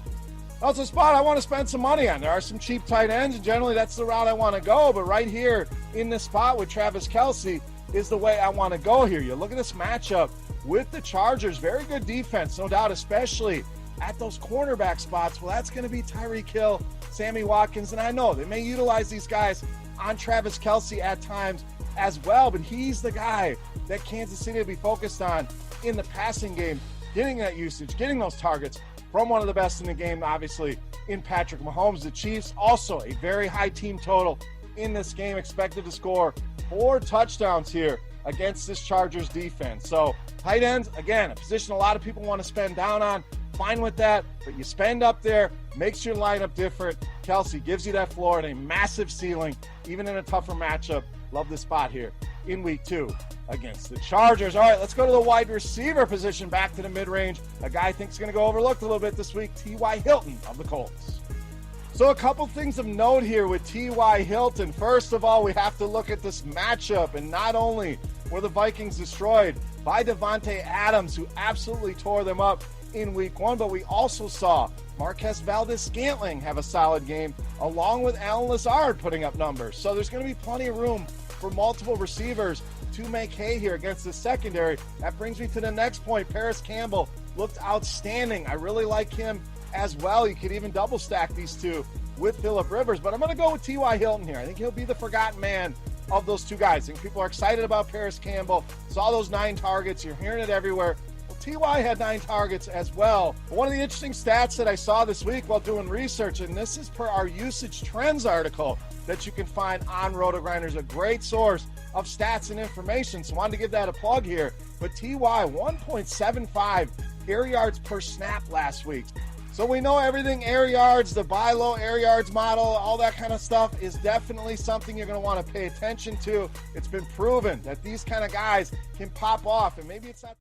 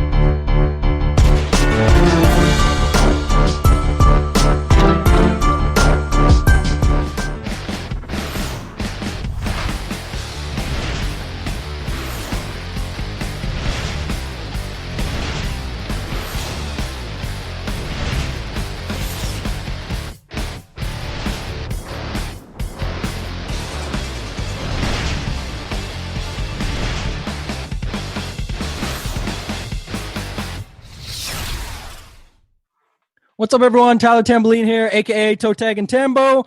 Back for another edition of the Sunday Lineup Build Show. Going to be on here using Lineup HQ. Special guest joining me, my guy, John. It's our first show. You guys know him as at Squirrel Patrol. I know him as the guy that's always on top in these qualifiers and GPPs. So what's happening, John? How you doing, man? Hey, I'm good. It's been a big weekend. We had the DraftKings baseball final on Friday. Did well, so a little bit tired, but it's Sunday, so got to get ready for football.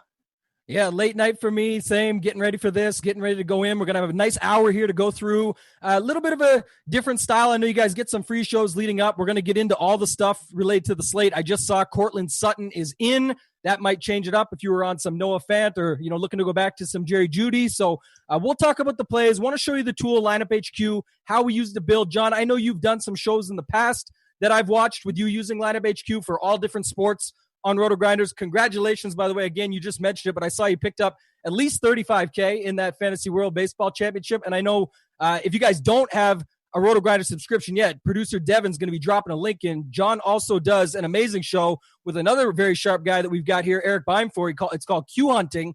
Really like that show. Watched it the last couple of weeks. This one, it's an evergreen show, guys. So even if you can't catch it today, I know there's a lot with our show, the shows after this, etc. But there's a lot you can pick up on and find throughout the week that you can use from that. So check that out. Devin's going to drop it in the chat throughout this conversation that we have here.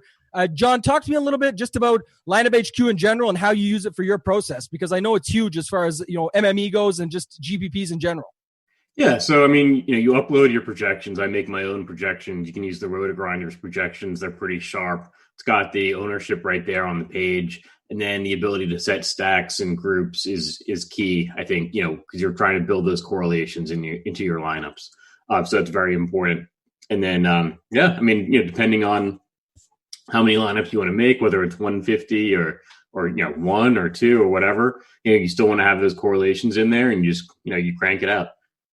Yeah, I agree, and I'm the same with you. I mean, like I said, all the projections are here. I've got the screen up for those watching on YouTube. You guys can see it here. There's, the core 4 is what you would get with the link that you used to sign up there. The blitz, if you go one step further, you can add that. Derek Carty's got some great projections, standard, ceiling, basically build for what you want to build. There's a dropout menu here where you can actually just click lineup preview. So it's not just for MME. You say, oh, look, John and Tambo, they're out there running 150 lineups a week. That's okay. Everybody has their own preference. You run 1 to 5 lineups, you can do it right here in the sidebar, and I love that as well. Practicing away at my 1 to 5 max, and when you get into these higher dollar ones, you got to have a way to get there. So we're going to talk about that. Yeah, I think you mentioned some really good points. The other thing I like about the lineup builder is that you can use it for building in sets. So if you say I want to pick 5 quarterbacks this week that I want to go after, you can use this to build with just 1 quarterback at a time, build 20 lineups. And then I call it like a virtual hand building, John, where you're kind of looking at it on the screen with that save feature. And you say, I don't really like that one, or you can just one-off swap. Do you ever use the builder that way? Yeah, of course. Actually, I do. I go through 1 quarterback at a time when I'm building like 150 lineups. I do that exactly what you just described. Yeah, I like that strategy. I think, like I said, virtual hand building is what I call it, but I think it's just better where you can actually see what you're doing versus just taking whatever this thing spits at you. Like, when Blender HD, Jordan Cooper and I did a show, you guys can also go back and check that out. That's a show we did before the season on Lineup HQ with NFL. It's in-depth, it's evergreen, but it showed sort of the same style of how we can do that, take our time with it, get our stacks in there. So let's segue over. We're not going to go play-by-play. There's enough shows that did that already this week, but we do want to utilize the builder. I've got it up in front of me here. Maybe just give me, I know you got your conviction plays in here, but what's sort of your, 2 to 3 favorite quarterbacks this week on the slate? We'll get a couple of each position and build out some lineups. So, I think Kyler Murray is kind of stupid cheap, especially on DraftKings. He's got that running floor, and then there's always the upside with his arm. So he's one of the top plays, I think, especially on DraftKings. Then, Lamar Jackson, again, same thing and much more expensive, obviously, but he's got that super high floor with the rushing. He's going to be getting 70, 80 yards on the ground, possibly a rushing touchdown. In addition to his passing stats, it's like you're adding an entire running back to your team. And then, other 2 quarterbacks, Dak and Matt Ryan in the Dallas-Atlanta game that is projected to be very high scoring. Yeah, I think the Matt Ryan one is extremely interesting. I'm big on Dak. I've got him marked up here, tagged up. I liked him. It's always this way, right? At the start of the week, you love someone, and then everybody loves them with you, and you're like, oh, geez, now I got to look for a way to get a little bit contrarian. I mentioned the Q hunting show. You guys did talk a lot about this game in particular because obviously it's going to be popular. I think one of the key points you brought up that I was really behind was that there's so many games this week that is that really, it was like an 11-1 chance or something that this game's not the game, and there's other games out there. So I'm not going to go away from it. I don't think it's wise to just completely ignore it. I understand if you have a high risk-reward appetite and you want to just say, forget it, I'm going to leave it off. I get it, but I like to just get a little bit different within it. I think one great point you just brought up was Matt Ryan, because I think that's a way where you're looking at here, 10% versus 12. It's only, 2%. But at the same time, it's just going to make for some more unique builds because most people will probably have Dak, Cooper, Gallup, Lamb, some mixture of that on top of how, chalky Zeke's going to be. And then you've got the other way you could run it with Julio, Hurst, Ridley, Gage. There's lots of guys that people are less likely to use. What are your thoughts on that? Yeah, so actually I really like the idea of excluding Ezekiel Elliott from like Dak Prescott teams, right? So like you're probably not going to see 2 touchdowns for Amari, 2 touchdowns for CeeDee Lamb, and 2 touchdowns for Zeke, right? But you might see Zeke run in 3 touchdowns, and then Matt Ryan's trying to come back to Julio, reception after reception to Ridley, Julio. Maybe Hayden Hurst gets a touchdown. So I kind of like the idea of not pairing Dak with Zeke, but then pairing Matt Ryan with Zeke if you're building multiple lineups. Yeah, and so I just went into player groups here so everybody could see, trying to, kill 2 birds with 1 stone. And the first group I made was, Dak, Zeke, at most 1, right? And then if you wanted to do, like you said, I'm not going to do everything here right now, but you could do Ryan. If using Ryan, you get Zeke in there. And that's how you can build these groups up. And like I said, because the building process of all those groups, and I'm sure with you the same stacks takes so longer, I'll show some quick stacks after and things that folks can do just to be able to make their lineups a little bit easier, especially if doing like a 20 max or starting small. I like those picks you had. Tell me if I'm crazy on a couple others, I guess. So a couple others I like. Tom Brady. I think, there's, you mentioned this as well. It was just something I wanted to watch fresh when I knew you coming on the show, but you mentioned about the angry Tom. And I didn't hear anybody else talk about that all week, but it did used to be a thing. And then literally this morning, one of my notifications pops up on Twitter saying that Tom was pretty much angry at practice. Like, so obviously he hates to lose and he wants to bounce back hard here. So what's your thoughts on Tom? So, yeah, I think he's got a huge range of outcomes. I mean, we kind of don't care about the floor so much in GPPs, right? So I think he's got a lot of upside. And I think that game could be high scoring, right? So you can pair him with some very high scoring, low owned pieces. So you have like Tom Brady, Christian McCaffrey, you're running it back, and then take your pick of the Tampa wide receivers, right? So Mike Evans, especially Scotty Miller is a guy I like a lot this week, particularly in that point per reception scoring. I agree on DraftKings. I think it's a fantastic play. And it's also, he happens to be 4.1K, which is right in that range of pretty much all the chalk wide receivers, right? So, pick your poison in there, but I do like that call. And obviously we're going to be big on stacking and correlation. We'll get to quick stacks later, as I mentioned. Kyler's the most obvious, I think, but sometimes just the obvious play is the right play. You talked about, Lamar Jackson and getting basically like a quarterback and a running back in one. It's not to say Kyler is Lamar, but he definitely, does sort of the same thing. Last week did the same thing, runs like him. And the discount is 2.1K to go down. So it's, that's why he's going to be popular. We know this, but you'll have to look for ways to get different with him. Maybe people aren't as keen to go back to Hopkins when there's a guy like Devontae Adams right there who's going to be chalky. So we'll move over to that in a minute. The last guy I really want to hit on, there's some others that are in there. You could play some Josh Allen. I like that. You could play some Deshaun Watson across. I mentioned this on the Tourney Takes pod with Kirk Dees and Killa B, and I said, if we play Superflex, we always want to put quarterback versus quarterback because that's the number one correlation that obviously you can't get in any of the classic or standard games. So if you think Lamar is going to have a big game and you wanted to try and get some correlation with that, I wouldn't hate getting some Deshaun Watson for cheaper. Again, not really a Lamar as far as how much he rushes, but he can scramble around. Doesn't quite have the O-line to go with it. But the one I really want to get your take on, and we'll move across to running back quickly, is Patrick Mahomes. This is the thing. I get it. Like the number one offense in football, you get all these things you could talk about. And no one's talking about him. 6% owned. But does this matter? The pricing, we joke about does running back doesn't matter, all these things on Twitter. But with this situation, with DFS, with DraftKings, with these prices, his pairs are going to be a Tyreek, a Watkins, a Kelsey, CEH. These guys are all expensive. So just give me your thoughts on this game and this play in Mahomes as a whole. I don't know why nobody's talking about this game because this is the best offense in football. You just mentioned it, and these guys have huge upside. Tyreek Hill can break a slate. He can put up 200 yards receiving with like 2 touchdowns in like 3 receptions or 4 receptions. So if you're building a bunch of lineups, like you have to have some cheap stacks. And I don't really mind the Chargers either running it back. I think Tyrod Taylor is a more competent quarterback than people give him credit for. He's got some of the rushing ability. I like the Chiefs and Chargers stacks in GPPs.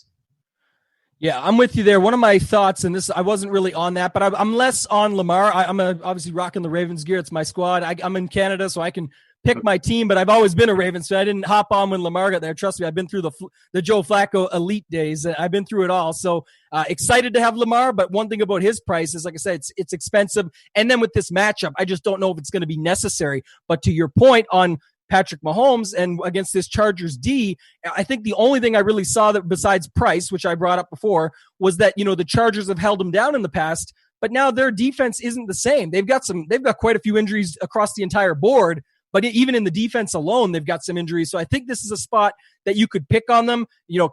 Kirkwood got me sold on them there, Kirk Dees in the Tourney Takes pod. And also the fact that the tight end position, everybody's going cheap this week. Right? Everyone's using a cheap tight end. Pick your poison. There's 4 or 5 that we're going to name when we get there. So I really don't hate it. Any more thoughts on that? And we'll move to running back. Yeah, I think you're right. So if you use an expensive tight end, you're getting a unique construction this week because there's so many guys, Herndon, Jordan Reed. So if you're using any other expensive tight end, you're going to end up with a unique team. So I think that's important. Yeah, I like that. Just as like you've talked about it in the past. I know I've talked about it a lot about unique ways to get leverage without being, quote unquote, too cute, right? Where you're just picking all these 1% plays to make sure it's unique. Well, you can do that. It's like if you're in a MMA or PGA slate and you leave $2,000 on the table in every lineup, yes, you are going to have probably 150 uniques. It doesn't mean it was the right strategy or it was the upside to get to the top of the tournament, right? You don't get points for ownership, but yes. Travis Kelce is going to get points. So that's something you want to keep in mind. Exactly. And I love that. Let's segue over to running back. What I've been doing is just, I know you might not have it up, but for everybody watching that, in quarterbacks, I was just setting some mins on them just to make sure when we get to our build, we get them and then show them how to sort of finagle through it at the end if we're going to pick some stacks to go through. Talk to me about running back. Again, do same thing, maybe 2-3 plays that really stand out to you, maybe for tournaments, and then just the obvious values because we know there's some out there. Yeah, so I think the three that are really jumping out for everyone is Derrick Henry, Ezekiel Elliott, and Jonathan Taylor. Mm-hmm. And I think the one that I like the least of that is Jonathan Taylor. Derrick Henry, I think he's just a monster, and I know he's going to be chalky, but I'm not going to get away from him. And because I don't know who's going to tackle him on the Jacksonville defense. So I think in Tennessee will run him all game. They like the idea of the more we run him, the more the defense gets worn down. So I think they're going to hand the ball off to Derrick Henry a ton. I like Zeke in the Dallas-Atlanta game. I actually particularly like the idea he might score a couple touchdowns and make some of the receivers less valuable, and that's going to knock out some bunch of teams from tournaments. Jonathan Taylor, I like the price. He's one of the guys that jumped out at me earlier in the week. But I think there's a lot of question marks, and I think there's also a bunch of guys around that price range who could do just as well. So like Kenyon Drake is just I think $100 more on DraftKings. David Johnson. I know the Baltimore defense is really tough, but that's probably going to be a high scoring game. So I think he could get receptions. He's the main running back for Houston. So I like David Johnson. The other D Johnson is out as well, Duke himself. So you're right. That's an interesting play right there for a pivot when everybody's on him. That's a way to go around him. Would you set up a rule for anything like that between those three? Because, obviously a lineup with those three, I can understand for high dollar, single entry, small field, whatever you want to do and just play the best plays. But, would you set up the rule, maybe max of 2 of those guys or something in GPPs? I'm not sure. I don't know. Because I think, are you saying max 2 out of Henry, Elliott, and Jonathan Taylor? Yeah, just because they're going to be so popular together as a trio that at least make sure you cap it in some way that you're not going to have those 3 in the same lineup. I don't know if that's the right way to go about it. That's just one way I could think to do it. I think you could absolutely do that, and then you're making sure you get a little bit more differentiation. I tend to do that more with uniques, like increasing the number of uniques, and then that takes care of it naturally. But it's 2 different ways to basically accomplish the same thing in lineup HQ. Yeah, so if you guys wanted to do that just here, you just click this over 0 to 2. Again, if you guys check the link, it's going to be posted in there in the chat. You can get access to this Lineup HQ, number 1 optimizer out there. It's got all this capability. We haven't even got to the stack stuff. I'm with you on the running back spot. Some of those plays that you talked about, some others that stood out. Like you said, I don't mind a guy like Eckler in that game. If we're going to talk about that game, everyone, it's sort of that 1 week overreaction thing, right? Last week, he didn't come out like a mini CMC this time. But there is, some situations there where it could work if they are going to be down. Like you said, Tyrod is fully capable.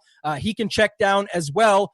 Speaking of those checkdowns, what about Nyheim Hines, again, running it back with him against that chalk? Because it's the thing is, and if you talk about Eckler and compare it back to that, Rivers just does love checking down to his running backs. And that's why Nyheim Hines got so much action, and he just turned it into something. Would you go back to him at all?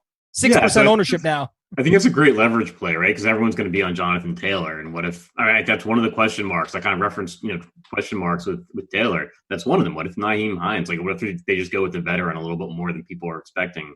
And if you have Hines and he gets the bulk of the work there, then you're not only getting points because Hines is doing well, but you're knocking out kind of a bunch of teams that have Jonathan Taylor. Yeah, I'm with you there. I skipped sort of the high end range. I like CMC in the Brady stacks or something, right? To be unique that way. Obviously, he's expensive. And like you said, there's just extreme value on a guy like Henry. Now, back to Henry quick, 35% ownership on DraftKings. What's your thoughts on usage there? Because I'm with you. Who's going to stop the guy? I think his touchdown prop is almost minus 300. This is insane that you're going to get for 7,900. I don't think that price is going to last very long over the next couple of weeks after today. Are you comfortable going 60% Henry, or just general thoughts on the fact that he has 1/3 of the running back ownership for one of those RB1 positions? Yeah, I would not be afraid to get a 60%. I'm probably not going to have him quite that high, but I'm comfortable going with over 35 or whatever, because sometimes you have to eat the chalk. And he's just part of Tennessee's game plan. They're just going to hand the ball off to him all game long, and he has the talent against a not very good Jacksonville defense. So I think he's probably the safest guy on the slate. Yeah, one of the guys, and they can definitely work together. So back to the groups and the rules on that note with Henry, I'm with you. And it's kind of like almost like in Showdown, right? Where you got to set up for a situation. And you mentioned sort of the Zeke and Dak group. I might set one up as well for Tannehill and Henry, even though they can it can work together. I'm saying maybe you look at some builds like this when you're putting them together, because I like, and we didn't talk about it at quarterback. Whoops, I keep clicking the wrong thing. But I like the Tannehill stacks as well as a way to leverage this ownership. Now, again, they do work together. You can use that. I just wanted to bring that up. One more section, too, I want to go through here is sort of that bottom 5K range, because I mentioned the Hines is the obvious leverage play, but Melvin Gordon, right, with Philip Lindsay out.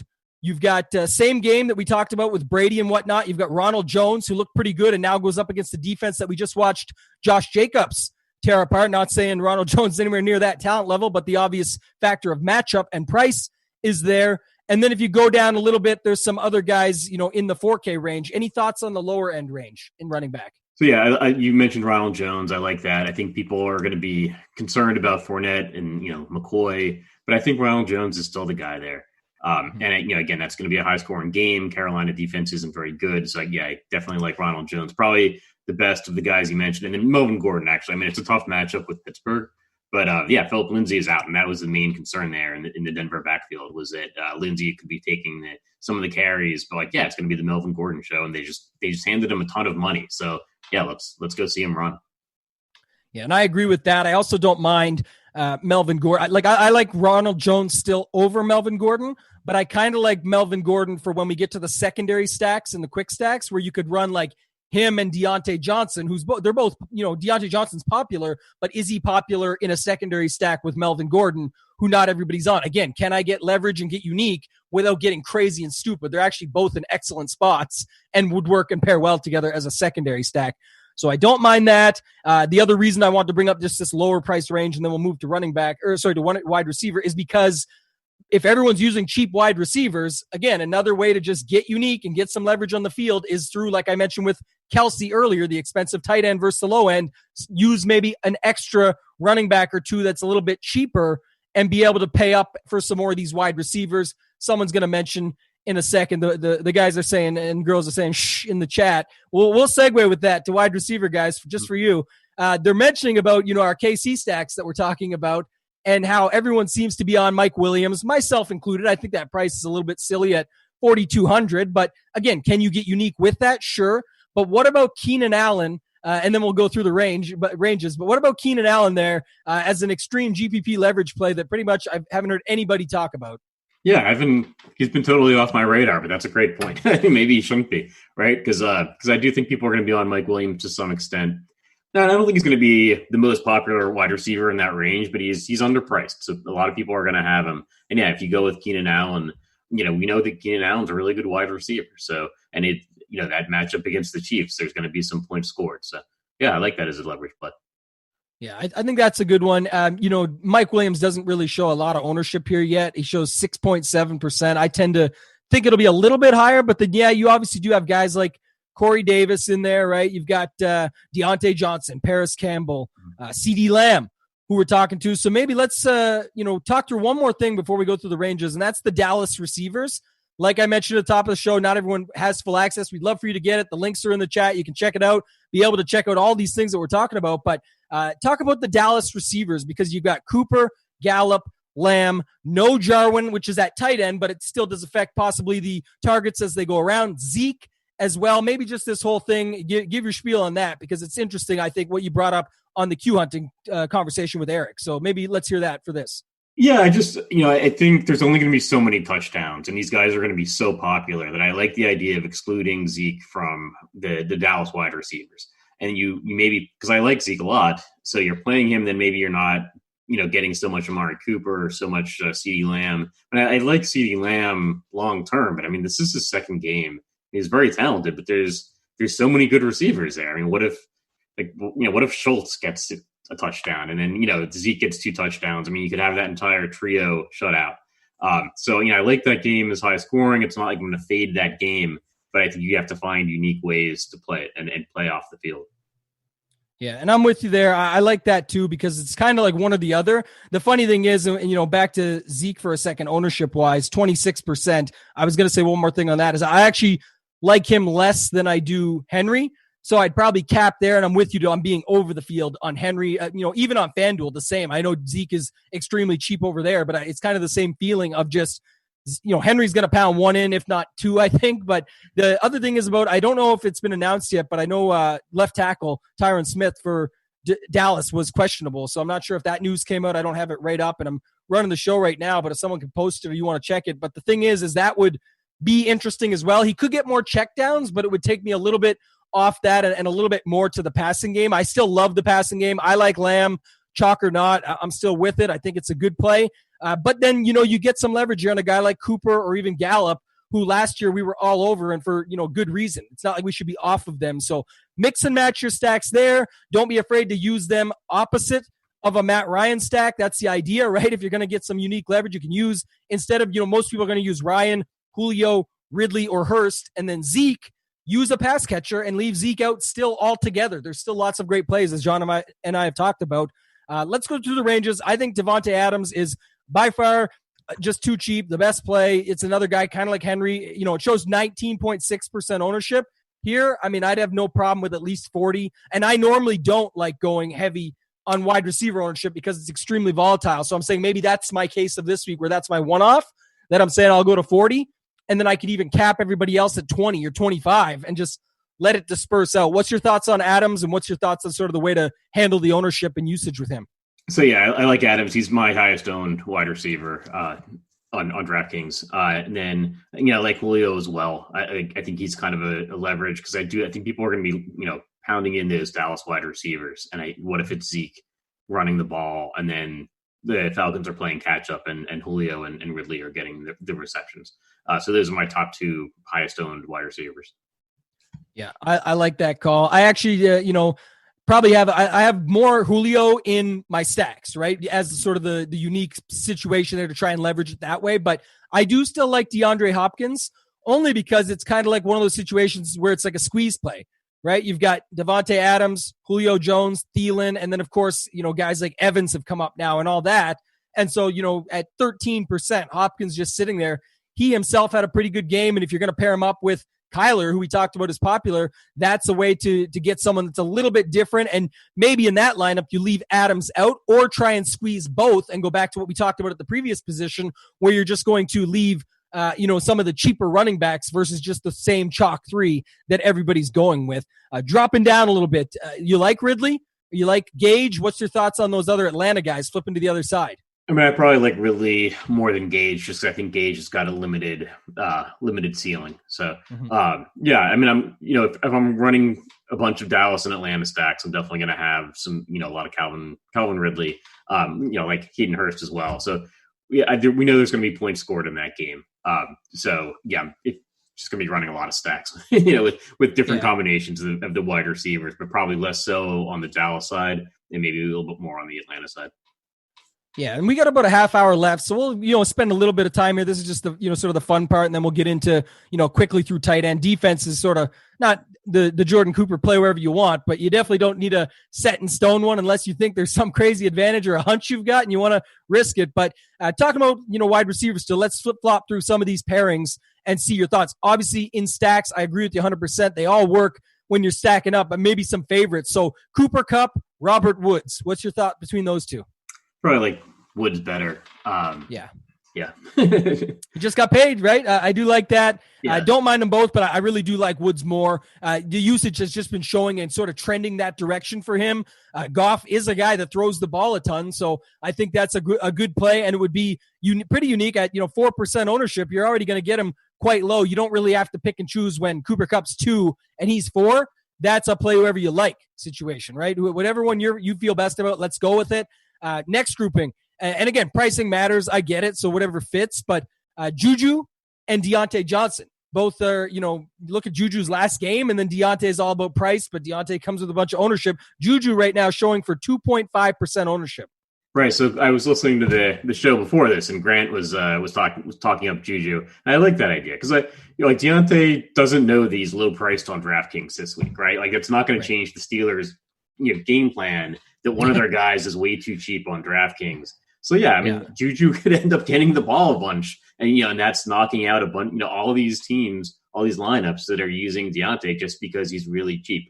Too cheap. I mean, wide receivers are so volatile. Sometimes they just don't see the ball a lot. I mean, obviously there's guys like Julio and Devontae Adams that are going to always see the ball. Michael Thomas, but we don't know how the Steelers are going to distribute things, and they really, really like Juju. So it might be a Juju week, and then that's knocking out all those Deontay teams. I love what you said there, because it happens all the time in golf and in football. But when someone says, of course, when Deontay Johnson's chalk, he busts. I'm like, yes, because he was 18% on DraftKings.com. That's why he busted this week. And it's just the game plan. We have no idea. Like you said, they can change it up. An injury can happen right away mid-game, and it switches things and the halftime adjustments, so on and so forth. So, if you did, I was just going to show them right quick. If you want to set up a group, I don't do this for every time, but you could set them both to a minimum percentage to make sure they both show up in your lineups, but put them as at most one, especially if you're doing, by quarterback. If you are building Big Ben lineups and you want to have them both together, no problem with that. That's another way that I like to get unique in certain stacks, is say, okay, if everyone's going to be on Deontay, that maybe would mean Big Ben has to have a good game if it happens. If Big Ben has a good game and hits a ceiling, doesn't he hit some other receivers? Why not use Juju in there? And now you have the 18% Deontay, but you have like a 3% Big Ben and a 2% Juju for that stack. And then you can throw Melvin Gordon in the other side and tell the story that Denver gets a pick early, maybe drops a quick touchdown. Ben gets it right back. They go up and score, and just giving you guys some ideas, right? But I do like that. Going through the rest of it here, some other plays. Mike Evans, I think, is going to be an obvious one because just seems too cheap, 6,400. If Bruce Arians is honest, then it's going to be a play where he's going to use him. He says he wants to get Mike Evans the ball more. I could see situations in the end zone where they just throw 3 fades to Mike Evans. I mean, he's going to catch one of them most likely. And at 6,400, it's not something we're used to seeing, right? With Godwin out, Scotty Miller, you mentioned, I think that's a great play. We already sort of talked about that one. Any thoughts on this Allen Robinson situation? There's some squeaky wheel talk out there, but it was kind of like he just went on a rampage and deleted some stuff off Instagram and his Twitter, and then came back out and said, "Nah, I'm good." So I'll be patient. What's your thoughts on that one? So I don't love that game, too much. And I mean, he's still, no matter how angry he is, no matter how squeaky the wheel is, he's still got Mitch Trubisky throwing him the ball. so I don't know. I mean, I think he's a very talented wide receiver in real life NFL. This week, I don't know. I'm not so high on him, despite the squeaky wheel talk. Yeah, I'm with you there. That's sort of my exact feel. I didn't think of it like that. At 6.4K, you've got like Robert Woods, Mike Evans, Will Fuller, Amari Cooper, Stephon Diggs, if you want to go with some of them Josh Allen stacks. There's just so many options there that he's not one that super stands out to me anyway. And then talk to me about indie receivers, because I think if you are going to leverage, one of the best ways to leverage this Taylor situation is to go with the pass game. I mentioned Nyheim Hines could be utilized with Rivers, but you also have Paris Campbell, who's a little bit chalky. And then a guy like Hilton, where's he at here? Yeah, 9% ownership at 5.7K at home, where we typically like him. And even if Rivers doesn't have the same arm, it's Hilton's guy that can catch one of those slants for 10 yards and then just take it to the house on that turf. So what's your thoughts on Campbell, Hilton, the indie stack, and then maybe running it back with a guy like Adam Thielen or something? Where are you at in that situation? That's exactly what I like. I've got T.Y. Hilton as one of my conviction plays, going to probably aim to be 2 or 3 times the field on him. I like Paris Campbell as well, but I think Campbell's going to be a little bit more popular this week. And yeah, I don't know why people aren't talking up T.Y. Hilton. I mean, Devontae Adams just destroyed that secondary. T.Y. Hilton, yeah, I mean, he can catch a short pass and go for 75 yards. He doesn't need Rivers to throw it 50 yards down the field. I mean, Hilton's playing at home. I think he's a burner. So I like T.Y. Hilton a lot this week. And I wouldn't mind going with Paris Campbell either. And then I like the idea also of running it back with Adam Thielen, because it's so concentrated there, the passing in Minnesota. Yeah, almost identical situation to what I just spoke about, right? When you've got Deontay Johnson chalk, but then you can pair it up with that situation if you like it. And this is probably one I like a lot more, to be honest. I've got more of those stacks that you just mentioned, right? It's going to be with Rivers and then mixing between Nyheim Hines, Campbell, and with Hilton, and then running it back on the other side with Adam Thielen. So definitely like that. And then let's sort of move down here and talk about these, mid-range guys. We mentioned Keenan Allen. I think that's an interesting one. Any take on the, Marvin Jones situation? Because there's Marvin Jones, and then I think it's Quentin Cephas, and he's another guy that got like 10 targets last week for super cheap. So the Detroit guys in that game, where are you at with that? So, yeah, I think Marvin Jones could have a good game. I think people were really high on him last week, and it didn't really work out so well. Kenny Golladay is still out, so a lot of the same thought process we were using last week still holds true. Just Marvin Jones is going to be a lot less owned. So I like the idea of going with Marvin Jones. I know Cephas is probably going to be a little popular. We'll see. He's just got kind of a weird name. I think he sticks out to people, but he did. He got a lot of targets. So I'm probably going to be mixing and matching the Detroit wide receivers and also TJ Hawkinson in some Green Bay Detroit stacks, because those are two good quarterbacks that can air it out, right? Aaron Rodgers and Matt Stafford. So that's one of those games that we're not really thinking about so much, but could easily end up scoring more points than Dallas Atlanta, which everyone's going to be all over. Yeah, and Stafford loves to chuck the ball, and so does Rodgers right now, especially right after they picked Love in the draft, and now he's thinking he was sort of snubbed. I think that's part of it. And we talked about how good a play Adams is. How can you get additional to just having Adams in your lineups? A good way would be that Detroit stack, and some folks asked about that in the chat a little bit earlier. I think that's a good way to be able to go out and do it. Now, Perryman's down there at the same price, so I think that's what's changing the ownership. So Cephas is going to be 2.7%, even if it is 5, to your point. I think it's could be a little higher than 2.7. Perryman is pulling away some of the ownership, so I wouldn't hate that. And then the last couple of questions from the chat, maybe just thoughts on a couple guys here in Terry McLaurin and in Marquise Brown for the Ravens. What are your thoughts on those two? I like Brown a little bit more. I think McLaurin's just a little bit too highly owned. That offense just isn't good so far that we've seen. I know F1. I live in the DC area, so I know that. He's the main guy, and he's the only real wide receiver they have. But I don't know that they're going to be playing at that fast of a pace, even playing Arizona. McLaurin's just a little bit too expensive for me. But he is a guy that can break the slate. So. Yeah, I agree. I got a few shares of him only because I'm, pretty heavy on this Washington-Arizona game. And, he's showing 7. He could be 10. It's getting up there, though, for what we're expecting. And like I said, again, you've got a range that's pretty strong. And, another thought is, too, I always think about this, especially when it's in, single entry or high dollar, cash, whatever you want to call it, that you're playing in, that you're going to use sort of the best plays, is I look at, what's the quarterback that's attached to that play? And not a shot against Dwayne Haskins. I think he's fine, and he'll, I can use him in some GPP lineups and have him for some large field stuff. He could take down a milli maker for someone. You got to find that right week. Is he going to be consistent enough to make that work? I don't know. And I know they have some history and a connection there. So I think that's an interesting play, but like you said, it's not one that I'm all about or all over. Anybody else at wide receiver you want to talk about before we move on? About 25 minutes left or so, just give or take. Just something you mentioned, thinking about the quarterback attached. I know Perryman's going to be really popular, as is probably Chris Herndon as we get into the tight ends. And just remember that Sam Darnold's throwing them the ball. So yeah, and they still play for the Jets. No shots.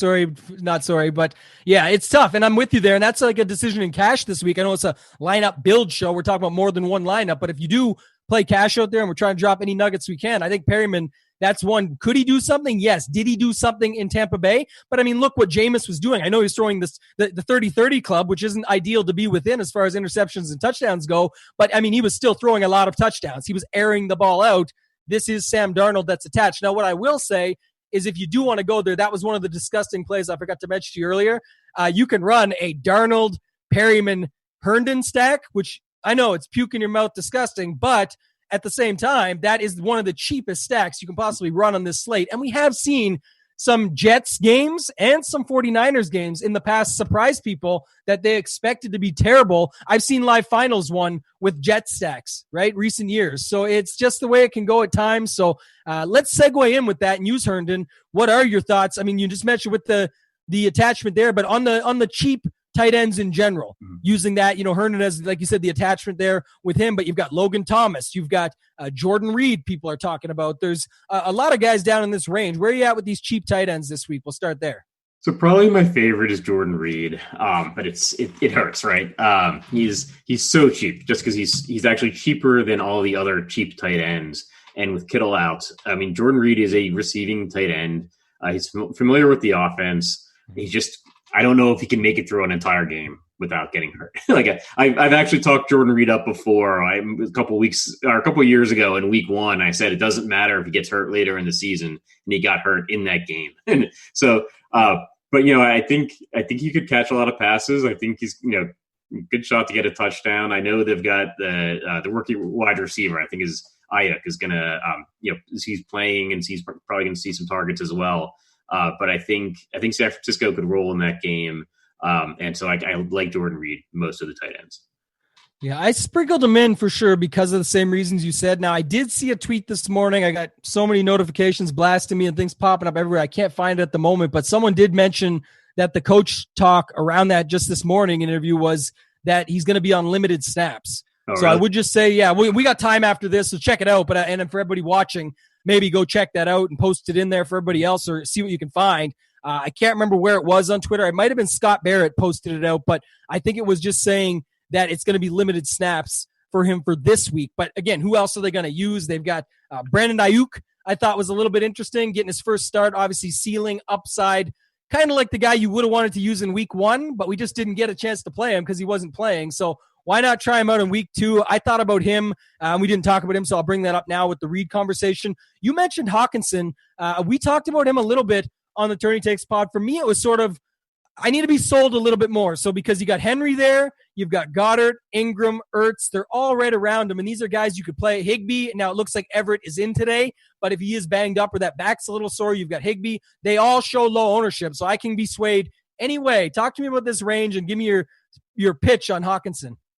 So yeah, I just think he's a talented tight end. I think first round pick last year, and I think they want to get him more involved in the offense. I think they see him, as one of the premier tight ends in the league in the coming years. And I think Matthew Stafford, loves to throw the ball. They're not going to be running, I think, as much as they have in previous years. You've got Galladay out, so I think there's room there for Hawkinson to be getting targets and touchdowns. Yeah, Hawkinson showing 3%. I think this goes back a little bit. It's a good sales pitch only because of one other thing, too, that I'm thinking about. Marvin Jones, 7%. And then we'll go all the way back to Stafford here just for a second. Because, yeah, people did bring this up, and I think it's a good call here. What was Stafford? 6.2. 2%. So, yeah, going back to tight end with Hawkinson, what you just said is I think that's a nice stack. And even though Cephas was only showing up for such a low ownership, it's kind of like, again, why even go there when you can go with Stafford, Marvin Jones, Hawkinson, 555 and a touchdown last week. I mean, like you said, a guy that they're high on. Good play, great play maybe as far as overall goes. And then Adams on the other side. Like there's literally nothing wrong with that stack. It's still cheap enough to make the other stuff work. And you're not playing a guy that you're really not sure about that. Yes, he got 10 targets last week, but who says that history is going to repeat itself and that's going to be the same this week? So I definitely like that call. Want to remind everyone really quick too, before we get back to tight end, there's a Crunch Time DK League that's going to be put out there for the YouTube chat viewers. Obviously, this chat is free every week. You guys are seeing back-to-back shows leading right up to lock with everybody. And then you've got the highest place finisher with an RG logo is going to get a free week of Core 4 Premium to be able to have access to all the stuff you're seeing on my screen and that we're talking about as we go through it. Someone threw in the chat just now, John, what about Danny Amendola then, if we're using that same conversation around the Detroit stack? You like him?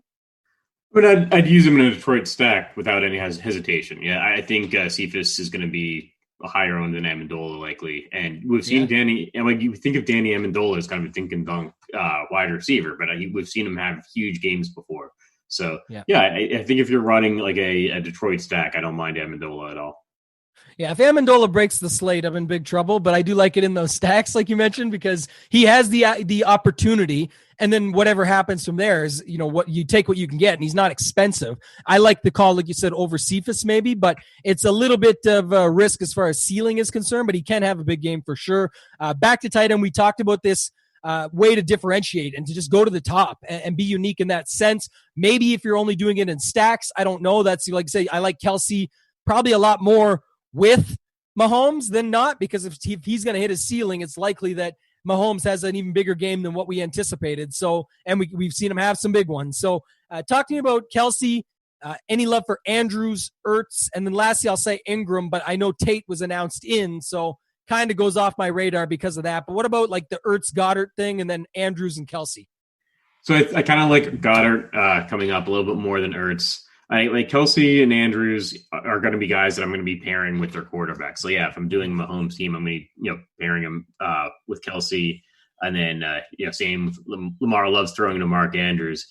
Somebody we haven't mentioned, Jonnu Smith. Because AJ Brown is out, right? So Ryan Tannehill likes to throw to Jonnu. So I think he's somebody who's really cheap. Both FanDuel and DraftKings. And so I think he's someone that could be getting overlooked a little bit. You're speaking my language. I was going there next. I tagged him up as a conviction play. I think the interesting part there is the Corey Davis situation and even Adam Humphries. Corey Davis I tend to like a little bit more, even though he feels like the one that everyone will blame the chalk that broke, that hurt the slate, we'll call it. Not broke the slate, certainly. But let's say he doesn't do well. They'll say, of course, chalk Corey Davis blew us up.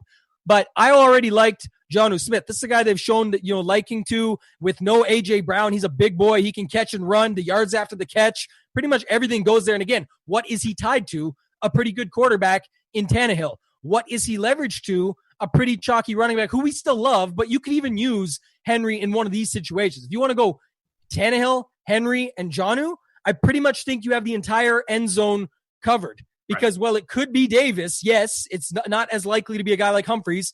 You basically have the whole end zone covered in that game. And then someone asked, this is a good conversation. You can elaborate on that if you want. But do you like Laviska this week for Jacksonville? I do. I think I just think he's a talented NFL player. And I don't know that anyone's necessarily thinking of like Jacksonville offense, right? Like we're skipping right over the Jacksonville offense. But, they're going to get the ball just as much as any other team, So, we all love like Derrick Henry. We're saying we like Jonnu Smith. Why not run him back with a Jacksonville guy? Yeah, I certainly love that, and I also like too. When we talk, we're going to go here pretty quick now. 15 minutes left to these stacks. So we're not going to talk about defense really, but in a secondary stack, Henry popular. How do you get? You got to still use him. We just talked about being even 60% on him. Why not use Shenault on the other side of him as a mini stack? Because if it is just him running it all game, let's not trust maybe going back to Minshew to blow this game wide open and have to run that whole stack. Just run a guy on the other side. And I think he would be a perfect candidate. Guess what? By the way, he's also 4.2K, surrounded by all the chalk, and nobody wants to use him, and had a pretty good week one. And there has been talks of them wanting to use him almost like a Mohamed Sanu style, where they want to use him all over and move him around. I think he got a carry last week even as well. Where they've got that situation with Thompson and James Robinson, who guys didn't mention as well. But there's a lot of things you can do on that side, and I think he's a perfect opportunity to run him back the other way, or even in your full Tannehill stacks. And then lastly, I like Logan Thomas. I know he's extremely popular. You have to work around how you use him. I'm certainly using him more in the game stacks, but I think the situation with him is just the price, the upside, the opportunity, and then I kind of like the little mini revenge factor. He was originally drafted by Arizona, and now he gets to go back and play against them. So it's just a little other nugget on the table. It's one of those ones where I feel like if the chalk is okay, so I'm not going to shy away from that. Build rules, talk a couple minutes on those. You mentioned doing it by quarterback. I like doing it by quarterback. Couple things that I want to talk to you about. We're not going to set them all, but how many unique players do you like to use? Let's say we're setting up for 20 lineups because we're going to do quarterback A here. We're going to do Mahomes lineups, 20 Mahomes lineups. How many unique players do you typically like to use, and does it matter by how many quarterbacks you have, or how do you set it up? So yeah, I'll actually play around with it depending on how many lineups I'm doing. At some point, you actually kind of break the tool if you add too many, because you end up not being able to get enough lineups. But I actually try to mix and match as much as I can. You can put it up 3, 4. Just trying to, especially if I'm doing one quarterback, because I want to be getting different defenses. And then another way you can do that, right, is you can be setting your max exposure on all the defenses to like 10% or 15% or whatever you want when you're running those Mahomes teams or whatever quarterback you're running for. Yeah, and John's talking about this, guys, here. You can change the max on them. I typically do it to like a max of 25 and then see how it plays out. And if it's giving me too many at the top because it likes their point per dollar or something, then I'll adjust. But for the sake of the video and the spirit of it, I'm with you there. I like, 3 or 4. The good thing about doing it by quarterback, though, is if I do see a lineup I absolutely love, I might just duplicate that and change a defense. or maybe like a 2v2 that will work with a different running back and defense to try and make it a secondary stack or maybe even a third stack where it's like, I really love that build, and I think it's going to be unique. That secondary is unique, the secondary stack, but I want to get one more thing in there. Salary constraints real quick, and then one more. I'll go after that. What's your salary constraints like typically? You mean like setting it so I'm not using maximum salary? Yeah. Do you like cap at 49.9 because of the opportunity that everyone's going to max it normally, or do you say I have to go at 48.5 and up? Where are you at with that? No, so NFL main slate, I would not change the maximum salary. I'm not so worried about like duplicates. I mean, there's just so many positions, so many players, and we've got a 12-game slate. So I'm not necessarily in other ways, yeah. Yeah, I'm not thinking someone's going to duplicate my lineup, especially if I'm like using my own unique projections. But for showdown, absolutely, I would cap that, especially like FanDuel. I'm not going to use like the full 50,000 in their single game format. Yeah, I've been learning that a lot more, and I think that's a great call for FanDuel Showdown because there's no position swap by salary or anything. Like, it doesn't matter who you put in your MVP. It doesn't change the salary like it does in DraftKings. So great point there. And then the last two quick ones I said. So flex exposure. I personally don't use tight end in the flex. I know it could work even on a week like this. There's cheap tight ends. I just haven't seen it work enough times. Back to the Q-hunting thing that you and Eric do, the show. Eric's done some extensive articles in the past. Just want to bring it up because it's on the show with you and has done it on here with Slate IQ and going through it. I think it's like literally one time or like 3% of the time over the last 4 or 5 years. Britt Devine as well has done some stuff on that. And maybe it's his article and Eric does beside it with his Slate IQ stuff. But do you use tight end in the flex at all? I do, but I probably shouldn't. You're actually making a really compelling argument that I should be checking that box off because I do use tight end in the flex. And it probably doesn't work, so maybe I shouldn't. You're the guy, man. I really look up to you. I think you do a lot of great things. I'm happy to be on here with you today, just learning lots as we go. So trying to get a few questions in there, not always just for the viewers. I like to ask some questions too. And I think there's different ways to look at it. And certainly on some slates, there would be opportunity. The challenge of what they talk about in these articles in the past is the ceiling cap. Right? How do you get 2 ceilings? And normally to get a ceiling, like, yes, we know Ertz, a guy like Ertz, and right now they might be down on him because the contract talk. That's why Goddard looks pretty good. But Kelsey and Andrews, let's say, they're wide receiver ones. Can they hit a ceiling? Absolutely. But try putting those 2 in your lineup and then think about the opportunity cost of what you're leaving on the table. That probably means no Henry, no Adams. You have to subtract Henry and Adams to get to those 2. Would it be unique? Yes. Might it be smart? I don't know. We'd find out after. We don't get the answer sheet till after the results, right? Yeah. And then last thing I want to talk about was just the max total ownership. Do you mess with, obviously large field, it's important, but can you get unique enough without using that? Or do you like to use it just to make sure that when you're looking at your 20, let's say you're building 50 to take 20 from, do you use that to try and have as an extra leverage piece to say, okay, I got to exclude that one. It's just too chalky. I think you can use ownership in that way. And I use ownership in that way in other sports like MMA. I'll do that. Like I'll just say I've got too many favorites here. That's not likely to happen. And if it does, this lineup's going to be duplicated. In football, because I'm using the uniques and I'm using the max percentage exposures on different positions. I don't worry about total ownership so much, and I'm just not putting my cash teams into tournaments. Okay, and I'm with you there. I sort of like that. And it's like you said, it does result in other sports where you can say, and especially if you've got your own projections, as you mentioned, if I've got this much projection on the same quarterback, the same stack build, but my ownership's 40% cheaper, I kind of like that because it's going to guarantee it. And I'm still playing a lineup that I like quite a bit. So lastly, we only got a few minutes left here, but I've talked about the groups enough. You guys have seen those where I went through it and shown you some of the groups you can do. But stacks, quick stacks. I'm sure you use those in some way, shape, or form. Setting up a primary stack, is there one that, sort of is your go-to? I know you can do like 40%, 20%, if you have 3 different styles. Let's just talk about one for the sake of the video and having, 5-6 minutes to go. What would you do as far as a primary stack? What are you looking at? So this week, pick out a primary stack? Not necessarily for players. I'm talking about the tool to use it to say, for me, it might be quarterback from the same team, 2 of wide receiver tight end. I want triple stacks with a guy like Patrick Mahomes. If he's hitting the ceiling, I want it to be with at least 2. And I don't know if I'm going to put him with CEH. I could say 2 with running back, wide receiver, and tight end. Do you have a favorite sort of primary stack setup? So yeah, I'll do like 3 wide receiver, tight end, because I don't want to necessarily bring in the running back as often. But then I'll do individual player groups as well for some of the pass catching running backs. Right. So and you guys, go ahead.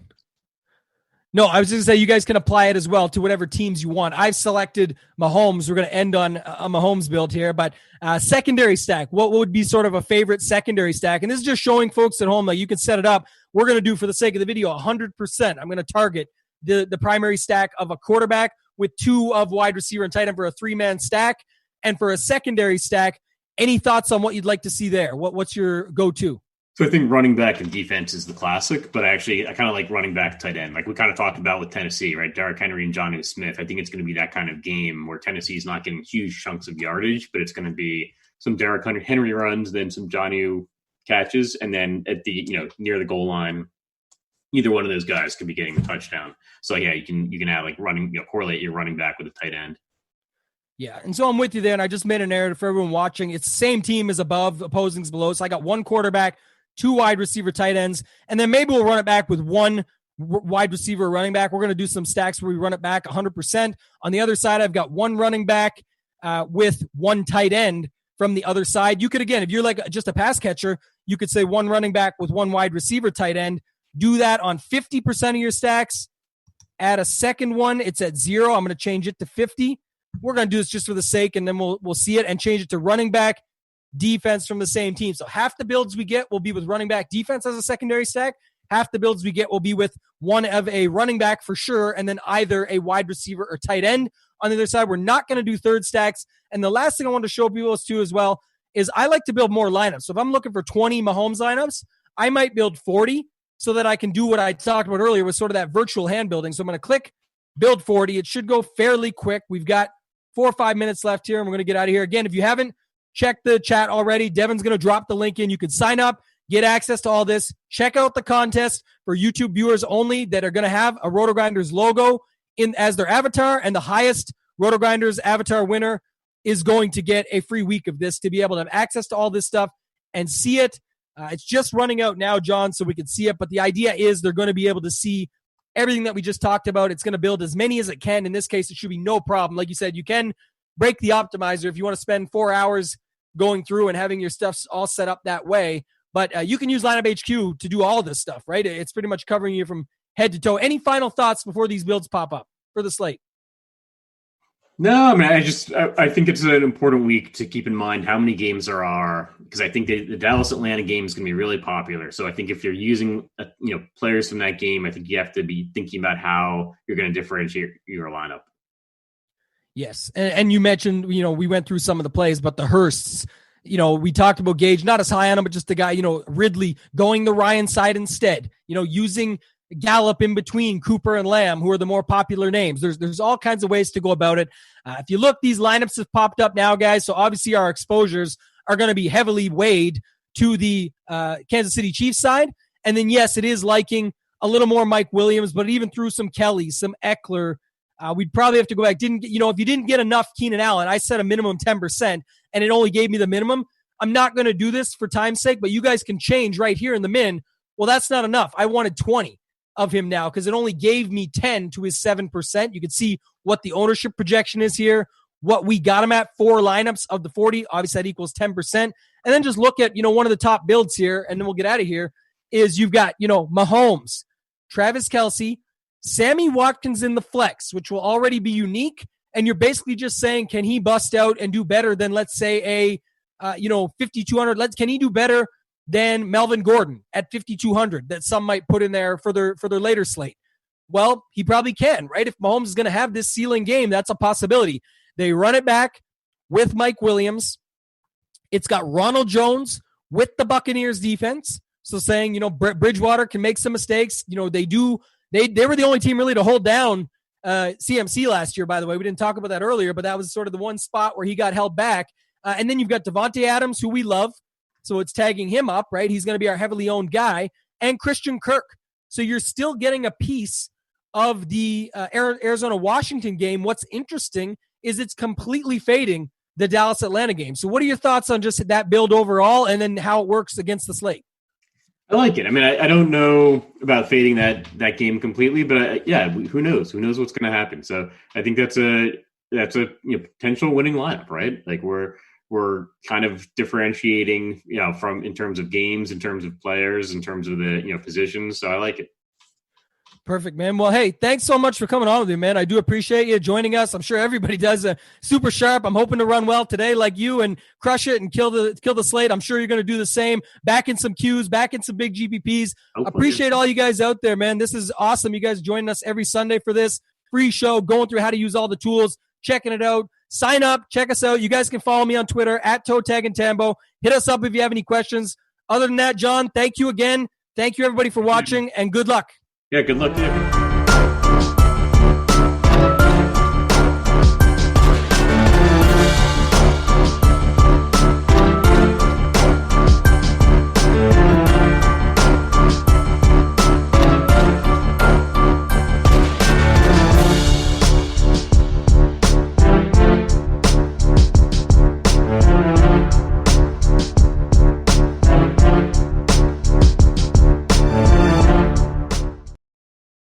Next week, maybe it's a few weeks down the line with T.Y. Hilton, the guy that saw 9 targets, the guy that got a lot of air yards and gets a secondary matchup. Maybe the best on paper that we have this week with Minnesota. Wrap it all up into those prices. Tough to find better value than T.Y. Hilton there in the mid-range. All right, let's go to the quarterback position. Few options I really like this week, but we're going to focus it down to Dak Prescott of the Cowboys. Now, there's a lot of different quarterback plays on the books that I really like this week here in week 2. You want to play Lamar Jackson, no issues with that. Against Houston with a 52-point total, Patrick Mahomes, some other names. But I think this is a spot Dak Prescott really gets it going. We saw him disappoint on a national stage. Tougher matchup with that Rams defense. Aaron Donald causing havoc there for this Cowboys offensive line. But we go from that to a home game with the Atlanta Falcons. I mean, this team just gave up almost a perfect performance by Russell Wilson. 322 yards, 4 touchdowns, only 3 incompletions in that game, one of which was a drop by DK Metcalf. This is just a fantastic matchup. And I know this is a team that wants to run the ball. They're going to do whatever they want here in this matchup. But I think Dak really going to go off here against this team. 28 are the Falcons in schedule-adjusted fantasy points allowed to the position here. Another big total here. Big home game. Dallas does not want to go 0-2 here. Could get a shootout. So definitely a stackable game as well. Run it back with some Atlanta guys. Hint, we're not done with Dallas here. But Dak, the guy I want here against this terrible Falcons defense. So I hinted at it. We're going to stay with Dallas here. We're going to go to wide receiver position. Lots of guys to choose from here. We're going to roll with CeeDee Lamb. And no issues with Amari Cooper. I also like Michael Gallup, but we had to narrow it down to one, and I'm going to go with CeeDee Lamb here. You take Blake Jarwin out of this lineup, which is terrible. Tough to see a guy I really expected big things from in this offense.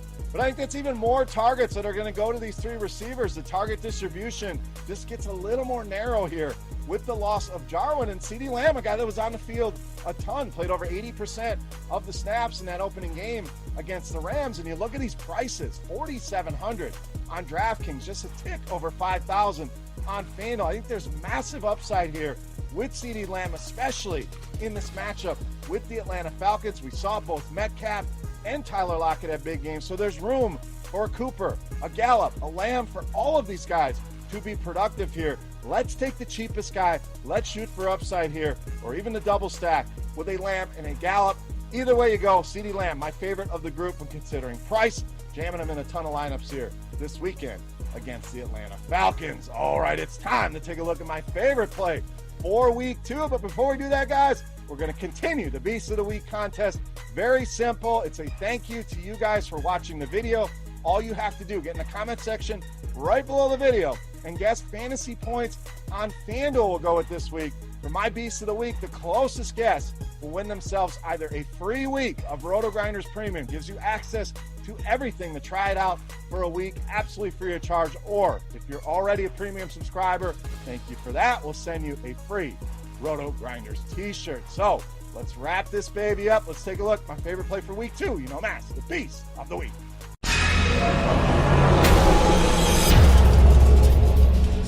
All right, this time we'll get one more running back. There's one guy I'm cramming into every lineup this week. It's Derrick Henry of the Titans against the Jaguars, this week's Beast of the Week. So we saw Derrick Henry on that Monday night game. If you stayed up that late, I was one of those guys up till 1:30 watching that game. 34 touches for Derrick Henry. And you got to give it up for that Denver defense. Did a good job kind of slowing him down. But the numbers were still there for Henry. As bad as it kind of looked, he got there eventually. And volume, the king here. If he's going to see this type of volume weekly, as we expect, he's going to be a monster here, especially against this Jacksonville defense. 31st in DVOA against the run last season. Now you take away some of the big guns on that defense from last season. Ramsey, obviously, in the secondary, but guys like Ngakoue, Campbell, they lost a ton of guys on that defense, so they're going to go from bad to worse here. And let's take a look at history here for Derrick Henry. We all remember some big games against the Jacksonville Jaguars. That's right, 7 touchdowns over the last 3 games alone against this Jacksonville team. And in the last 2 games he has played this Jacksonville team at home, he is averaging almost 42 DraftKings points per game. Mic drop here. Very simple. Derrick Henry in a smash spot. Easily my favorite play for week 2 and this week's Beast of the Week. All right, guys, that wraps up for week 2 in the Fantasy Bar here, talking FanDuel and DraftKings in the NFL. If you have any comments, questions, feedback, hit me up right below the video in that comment section. Can also reach out and follow me on Twitter at BeerMakersFan. Also, don't forget your gas fantasy points for Derrick Henry on FanDuel for that shot at some free RG Premium or that free RotoGrinders t-shirt. Also, rotogrinders.com/beer to take advantage. $5 off, limited time offer. Take advantage of that Core 4 premium subscription. rotogrinders.com/beer. For rotogrinders.com, I am Beer saying salut. Best of luck here in week 2, guys. Again, we'll have some baseball videos trickling out. Keep an eye on that. Good luck. Have a great weekend, and we'll see you back here for week 3. See ya. Hey, thanks for checking out our videos. If you want more expert advice on DraftKings, FanDuel, or any other daily fantasy sports, make sure you check out the current videos playlist.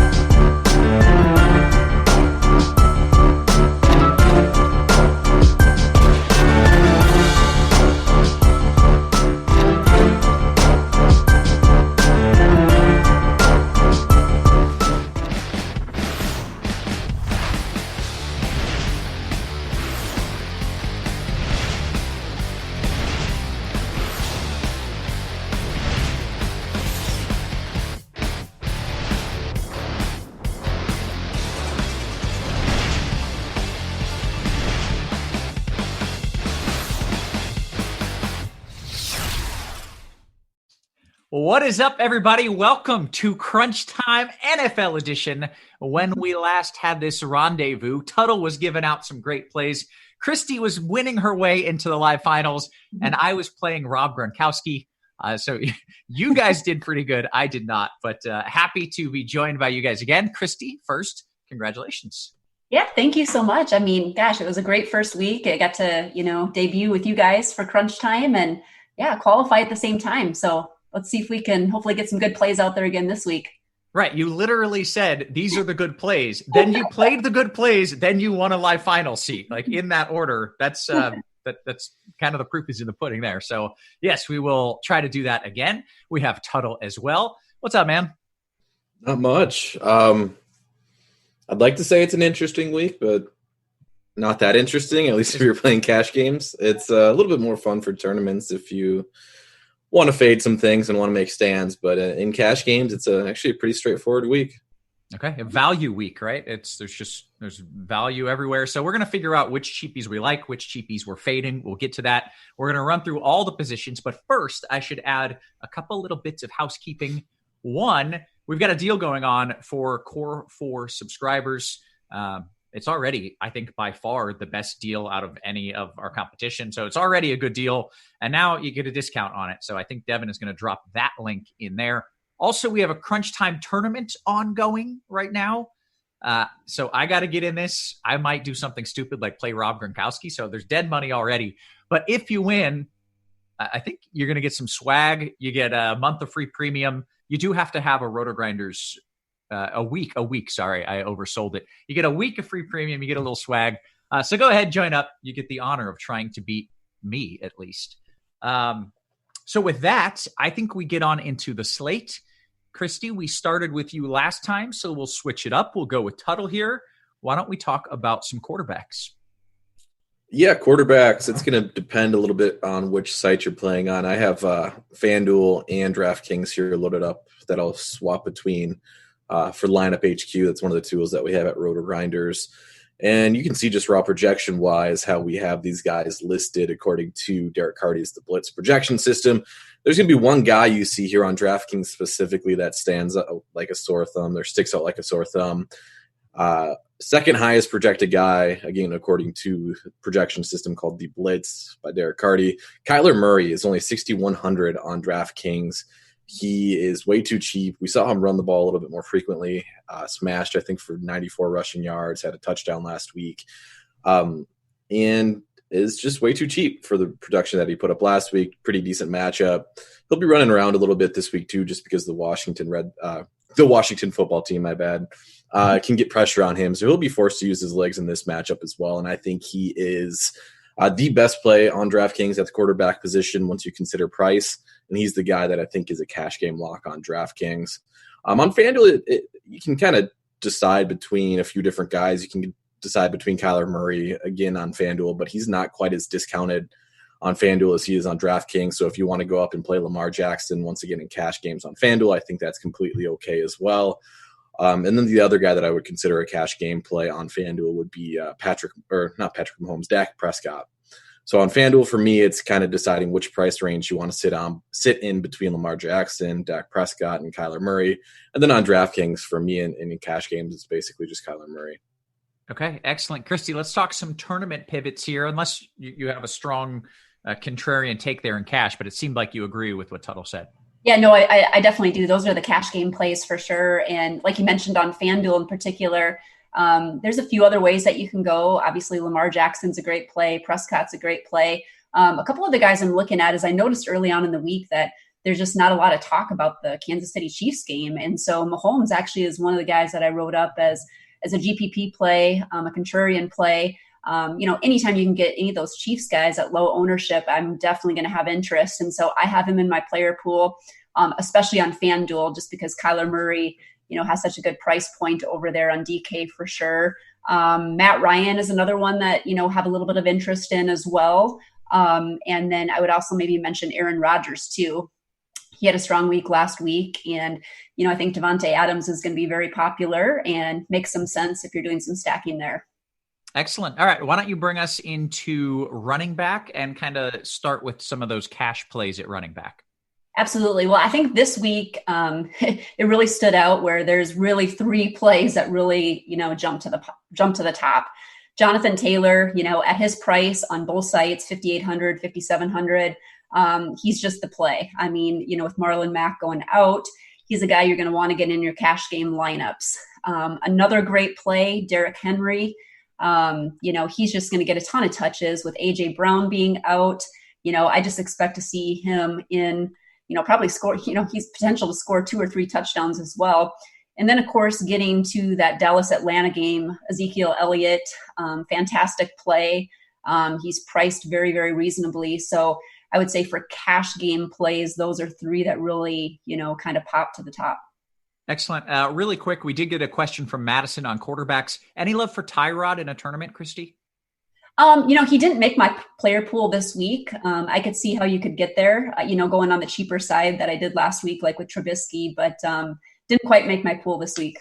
Okay, fair enough. Tuttle, let's talk running backs. Anything different in cash, and probably more likely, what do you like in tournaments? Yeah, no, I mean, Christy nailed it with cash, and that's what I alluded to when I introed and saying it's kind of an easy slate. It's almost annoyingly easy in the sense that your 3 cash running backs almost come preloaded. They're such good plays, such good price points that it's tough to get off those 3 guys in cash. In tournaments, though, we know these guys are going to be so heavily owned. I'm sorting by ownership projections here on FanDuel. You can see all 3 guys we have projected at over 30% ownership, which is just crazy on FanDuel. DraftKings, pretty much the same, except Zeke's just a little bit less at 26%. So, I mean, again, it's football. Yes, these guys are amazing plays. Yes, I think these are guys that you want to play in cash games, but no problem fading them in tournaments at all. One guy that I like that's kind of stuck out to me late, and I don't think he's going to be very owned at all, is actually Miles Sanders. We have him at just 5% owned or 6% here on DraftKings. He's really cheap. Reports are that he's back to pretty much 100% health. We loved him last week thinking that he was going to get a matchup and be healthy.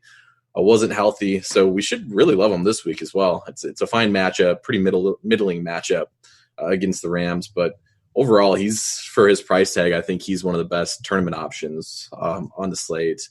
Other ways you can go are, I think Ronald Jones might actually get some decent ownership, but I think he's an okay kind of, again, middling option. David Montgomery, I think, is an okay middle-priced option as well as somebody that could get a little bit more work with the Bears being slight favorites at home. The crazy thing is here, I'm not overly interested in paying up. Like most people or most weeks, we like to play Christian McCaffrey. And I'd love to say that I think he's really a strong option just because he's going to see a really low ownership this week comparatively to what he typically sees. But I mean, I don't know. I don't really love him in this spot either. If you do want to just play the ownership game, though, I think you can do that. But it's a really tough matchup for him. He struggled against the Bucs in the past, struggled against them last season. So I don't like him. I think if you're paying up just to be contrarian, the guy that I would go for is Saquon Barkley. I think he's a fine play. Again, I don't think he's nearly as good as the Derrick Henrys and the Ezekiel Elliott's of the world. But if you want to kind of stick in that price range and pivot to somebody that's a little bit lower owned, I think Barkley would be the guy. What do you have, like 13 carries for 6 yards? Yeah, it wasn't good. It wasn't insane. But I've never seen an offensive line perform so poorly in my life. All right, let's keep this rolling here because there's still a lot of questions to get to. Let's talk about wide receiver, Tuttle. Let's go through some of your cash plays. I know there is a ton of cheapies here that are viable, but I don't know if that's cash viable or tournament only. Yeah, a lot of cheapies. A lot of them are cash viable, and honestly, that's going to make the slate is basically if you pick the right cheap receiver out, I think that's essentially going to decide if you're going to win this week or not, unfortunately, which makes it not all that fun of a slate, like I said. But Devontae Adams, we'll start up top. We'll start expensive. Devontae Adams, again, really, really good spot for him. I do not think you absolutely have to play him in cash games. I think he's going to be one of the highest owned receivers. I think he's a really, really, really good play. But I don't think he's an absolute must at his price point. So if you want to fade him, I think what you would be doing is basically coming off 2 of those lower priced receivers in cash games and finding yourself more in that mid tier. If you wanted to go that route, guys that I'm looking at the mid tier range would be like Amari Cooper, I think is way too cheap for the matchup, for his expected target share. I like Amari Cooper in cash games. I also like on DraftKings specifically, I think Mike Evans is a little bit underpriced. Godwin's out. I think we should see probably double-digit targets for Mike Evans in this spot. Again, I like him quite a bit on DraftKings specifically at his price point. I like T.Y. Hilton. I think he's a viable cash game option. And then if we're getting really cheap in terms of where we want to go, I think the three guys, well, there's actually more than three guys you can entertain in cash games, which is, I guess, again, kind of what makes the interesting decisions on the slate. But on DraftKings specifically, you're looking at like a CeeDee Lamb at 4,700. You're looking at a Deontay Johnson at 4,500. You're looking at a Christian Kirk at 4,300. You're looking at Corey Davis at 4K, and then you're looking at like Perriman at 3,800. And so I think most lineups will play two of those guys in Devontae Adams. But again, like I said, I think in cash games it's viable if you want to settle in two mid-tier guys as opposed to playing two of those guys. Okay. Christy, I want to talk about wide receiver GPPs, but first, give me your favorite of those cheapies and your least favorite. Is there one of those guys that you're like, I can't do it? I'm just, no, not even in a GPP. Me? Yep. Yeah. I would say for some of the cheap guys, I do like on DK. I think Deontay Johnson. I think that's a good play there. I think that's some good value. I'm a little skeptical on playing Corey Davis just because I've been burned so much in the past. But obviously he's a great price play this week. So yeah, Deontay's probably one of my favorites. Okay, let's run through some of those other GPP plays you like there, wide receiver. Yeah. And I can't remember if Tuttle mentioned this or not too, but Adam Thielen, I'd throw him in the mix. I don't know if he'll get overlooked at all this week, just because there are, like he mentioned, a lot of great plays in that mid-tier area. Also Kelvin Ridley, if you really want to get exposure, there's so many ways to, kind of dissect that game. Gallup will probably get overlooked as well. So there's some good plays there. I would also mention Marquise Brown, Hollywood Brown. I think, with, Lamar Jackson going to carry some ownership. He makes some sense, and, even throwing in Mark Andrews once we get to the tight end area. But he's someone to have interest in. And then Paris Campbell, I was also going to mention too, especially on FanDuel, he kind of falls into a good range where maybe he can make some cash sense, but also makes a good play. And I know Tuttle also mentioned T.Y. Hilton too. So I'm on a lot of those plays, but just add a few more in. Okay, excellent stuff. Let's talk tight end. You mentioned Mark Andrews already. I think he had 2 scores last game. He's running more routes. He looks like a good play, but I'll let you handle tight end here. Yeah, I think, for me this week, I'm probably looking to pay down because there's some other areas that I want to pay up on. So, I'm looking at guys like Jonnu Smith. I think he makes some sense for Tennessee with, again, A.J. Brown being out. There's going to be a few more touches to go around there. Logan Thomas is another guy that I like. He's very cheap on DraftKings, but very cheap on FanDuel as well. And then, of course, if you're paying up, like we said, Andrews, I think Kelsey is going to be way under owned today because I think people will be doing that, just paying down, like we mentioned. And then the last guy I'd mentioned is TJ Hawkinson. He really came through with Golladay being out. I think he really makes a sharp play, and I think he's going to carry some pretty low ownership today. Excellent stuff. Tuttle, tight end thoughts? Yeah, tight end. So I think the build for cash games on DraftKings is you're going a little bit cheap at tight end. So it's like Chris Herndon type of range, 3,400, Logan Thomas, 3,600. Somebody I like in tournaments is kind of a bring back or a bounce back spot, I should say. I played him a lot last week. He did not perform very well, but he was on the field a lot, ran a lot of routes. Hayden Hurst going up against Dallas. I like him. I think Dallas will be one of the more popular stacks, even with Tyron Smith out. I still think that Dallas passing attack is going to be one of the more owned spots. I think I like Hurst quite a bit as a bring back option in that spot for stacks for that game. Okay. I've had a couple people, I know this is wide receiver, but a few people have brought up Scotty Miller. Any interest from either of you? Thumbs up, thumbs down on that? Yeah, I think he's definitely a good play for sure. With Godwin being out and all, there's so many good plays in that mid tier that I found myself not personally finding him in too many builds, but I do think he is a good play. Okay, great. Tuttle, why don't you talk defense really quick, and then we'll get into stacks and take some questions. Yeah, defense, I think it's kind of the same thing as it is most weeks on DraftKings. You kind of just play the lowest price defense you can. And, that will allow your build to work. So I'm actually fine playing the Jets defense. They're only 2K on DraftKings. I think they're completely fine if they make the rest of your lineup work. Another stat or defense that I like quite a bit, I like the Bucs defense at 2,900. I think they're really good, kind of still not too expensive, but I don't think they're going to be all that owned just because, again, I think people will settle below the $2,900 price point on DraftKings for defense. So I'm fine with Bucs as kind of my favorite lower owned defense, I guess. One thing I'll add there on the Bucs defense, and someone just asked if they could get a weather update there in Tampa Bay. Winds right now 13 miles per hour, gusts of 22. I expect those winds will get right to around 15 sustained, gusts close to 25. That's really borderline. That's maybe a longer throw or a longer kick could be impacted. It's not going to disrupt every throw, but it could be the difference between one deep ball being a touchdown or one deep ball being the interception. So I think just a little bit of a weather advantage there in Tampa Bay for the defense as well. Christy, any defenses that you are interested in? Yeah, I would maybe mention too, I know on FanDuel, Bucks really Buccaneers defense makes a lot of sense over there. I think Arizona, I don't know how popular they'll be. I think they're $3,600. I could see, that maybe making some sense. And again, on FanDuel too, I found myself with some builds with the Kansas City defense too in there. Okay, great. That leaves us to talk about stacks. And I feel like this is the most important thing is like, what team are you stacking? Don't screw this up. Like, this is what matters. This is what I always mess up. So Christy, what is the stack that I need to be on?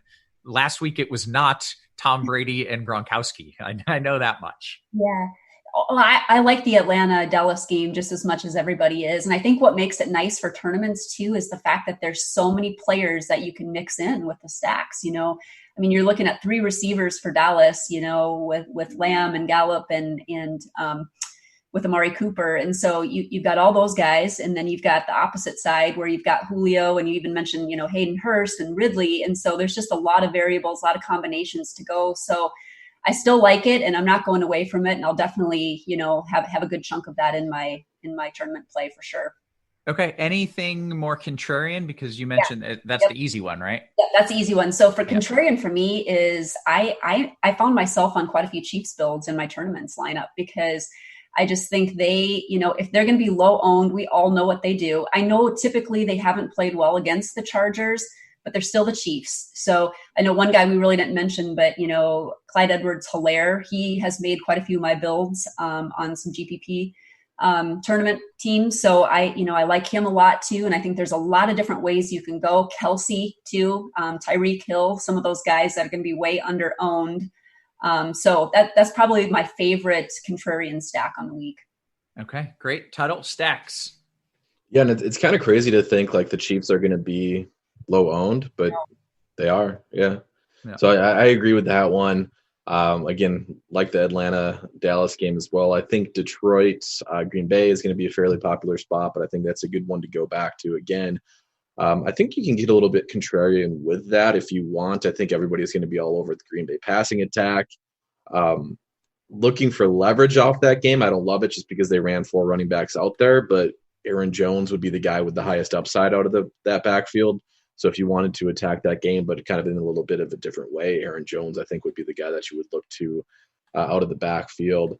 Arizona-Washington, I think, is another pretty solid game stack. But then one I like quite a bit is Baltimore-Houston.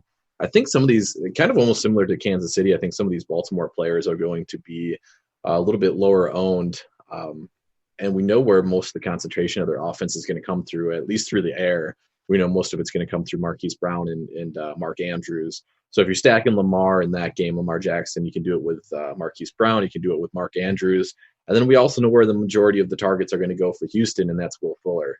So I do think the Fuller, Marquise Brown, and Lamar Jackson stack is really good for GPPs as well. Excellent stuff. Okay. We've got about 10 minutes until lock. So if you guys have any questions that you want answered by a couple really sharp people, now is your chance. You can literally ask anything. 2 things to note, though. First, we do have a deal ongoing for Core 4, so go ahead, sign up, get some money off. It's already a great deal. It just got better. Also, we've got the Crunch Time Tournament. You have a chance to try to beat me mano a mano. So go ahead, sign up. I think we've got maybe 75 people, possible to join that. So go ahead, jump in. It's $5 to enter. With that said, it is time to take some questions, and we will start with Madison. And Christy, this one is for you. DKGPP, would you prefer Taylor and Devontae or Julio and Amari? Is it a big swing or is it more of a coin flip? Who you said Taylor? What was it? Taylor and Devontae or Julio and Amari? Yeah, I mean, I think it is fairly close. I'm probably going the first one. Okay, great. Jamarius says, Tuttle, am I crazy for going Tyrod heavy today? I mean, I don't love it. We saw him struggle big time last week. The biggest thing, or the biggest concern for me last week, and again, it was actually a pretty decent matchup for him, is that he didn't run a whole lot. We liked him a little bit last week just because we thought he'd be using his legs a little bit more. He wasn't last week, so that's the biggest concern for me in that spot. I think, yeah, I mean, I don't love it. I don't know how else to say it, I guess. Well, you're not crazy. He's crazy for doing it. No, but you can have some exposure, but I wouldn't. Yeah. That's not where I would put most of my eggs.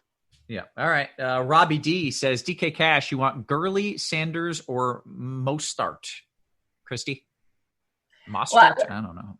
Yeah. Sanders. I would probably say Sanders or Mostart, I guess. I would stay away from Gurley for Cash. Great. Jay says, in DK Cash, you want Scary Terry and Deontay or Evans and Humphreys? Terry and Deontay. All right, Christy, back to you. JRC says, FanDuel Cash, Lamar and Campbell or Kyler and Cooper? I would actually say the first one, Lamar. I think Campbell makes a great play for Cash too. Excellent. Generic says, DK Cash, any interest in Paris Campbell? Yeah, he's fine. He's one of those cheap receivers that I guess I didn't really mention. He's fine. I would just make sure you're not pairing him with like 3 Colts, because I do think there are builds where you have 3 Colts. I would pick Deontay Johnson over Paris Campbell if you already have like Jonathan Taylor and T.Y. Hilton in your lineup. Gotcha. All right, we'll go to Duff's question. Christy, he says, what are your thoughts on Mo Alley Cox in FanDuel Cash? He didn't really make any of my builds for Cash, but he's definitely in the tournament mix. Okay. And back into the YouTube chat real quick. Ryan says, do you like Ryan or Trubisky?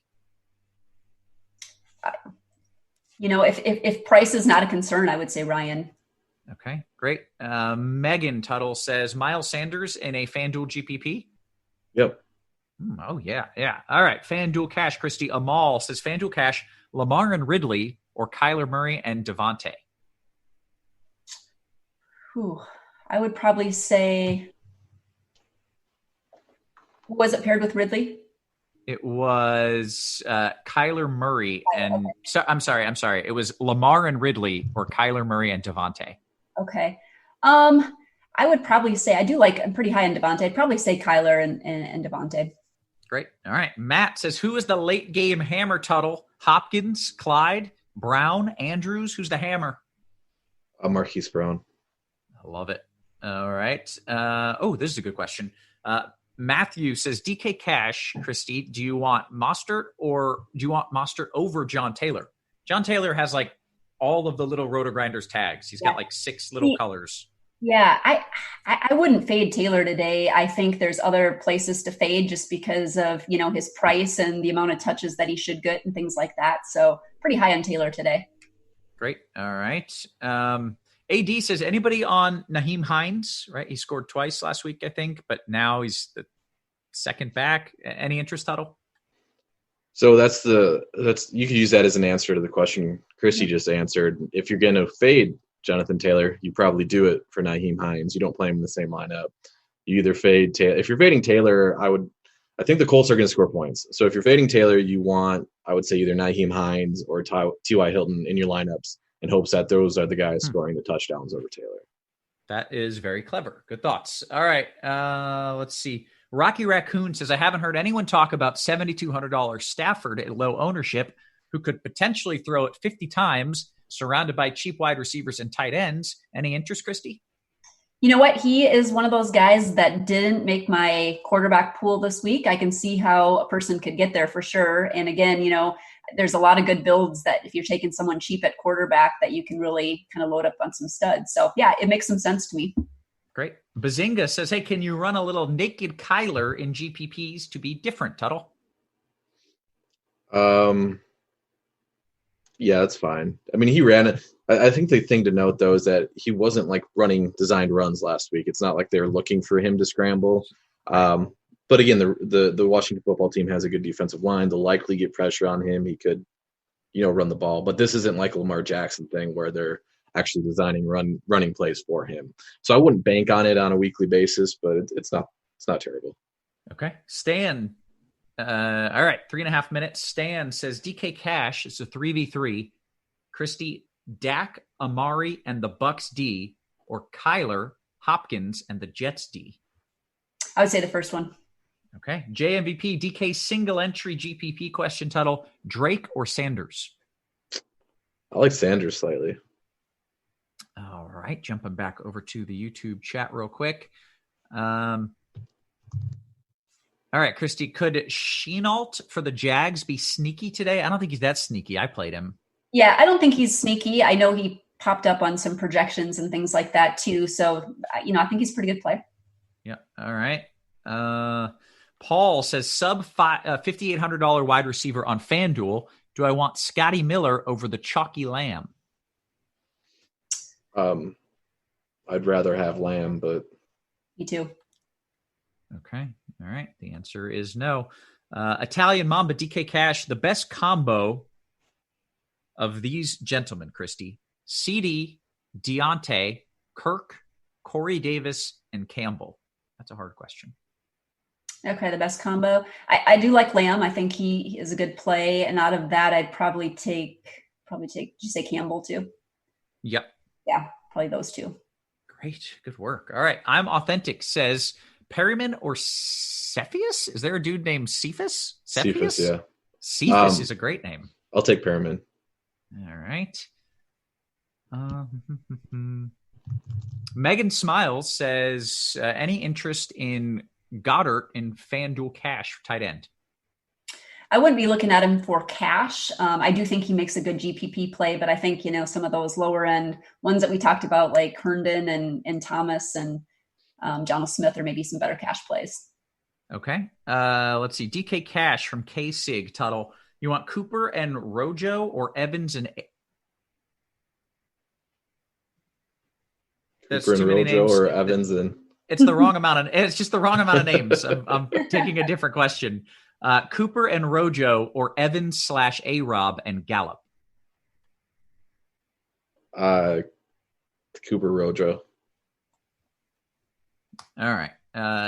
Mark says DKGPP, Sammy Watkins or CeeDee Lamb? I would say CeeDee Lamb.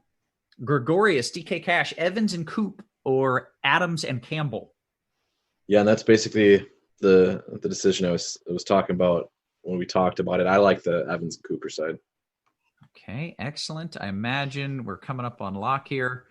And those are all the questions. So, Devin, have we done good? We got 40 seconds. All right, who's your gotta have? Oh, we got the tournament. Go ahead, fill up the tournament. If you haven't already, you get a chance to play against me, except I don't think I had a chance to join the tournament. Sorry. Who's your gotta have him? Who's your guy, Christy? Who's your favorite play of the week? Oh, favorite play of the week? I would say, oh boy. I really like Derrick Henry. I mean, I think he just makes a great play this week. Okay. I love your Kansas City thought this week. I'm mad at myself for not playing Kansas City this week. Tuttle, you got a favorite play of the week? I'll just go off the board with Miles Sanders. I think he's the lone guy that has a really good week. I love it. Good stuff. And that, ladies and gentlemen, is the lock. Excellent work. Tuttle, no pressure, but you need to qualify for a live final. Yeah, I know, right? Today, just to, to keep it even. Guys, we're still going to take a few questions after lock. We'll hang out here for a couple minutes. If there's late swap questions, or even better, if there are strategy questions, these are the two people to ask those questions to. So go ahead, bring it on. We do have a few questions coming in. I don't know if these are late swap, but Hammer says, any Gibson love, Christy? A Gibson?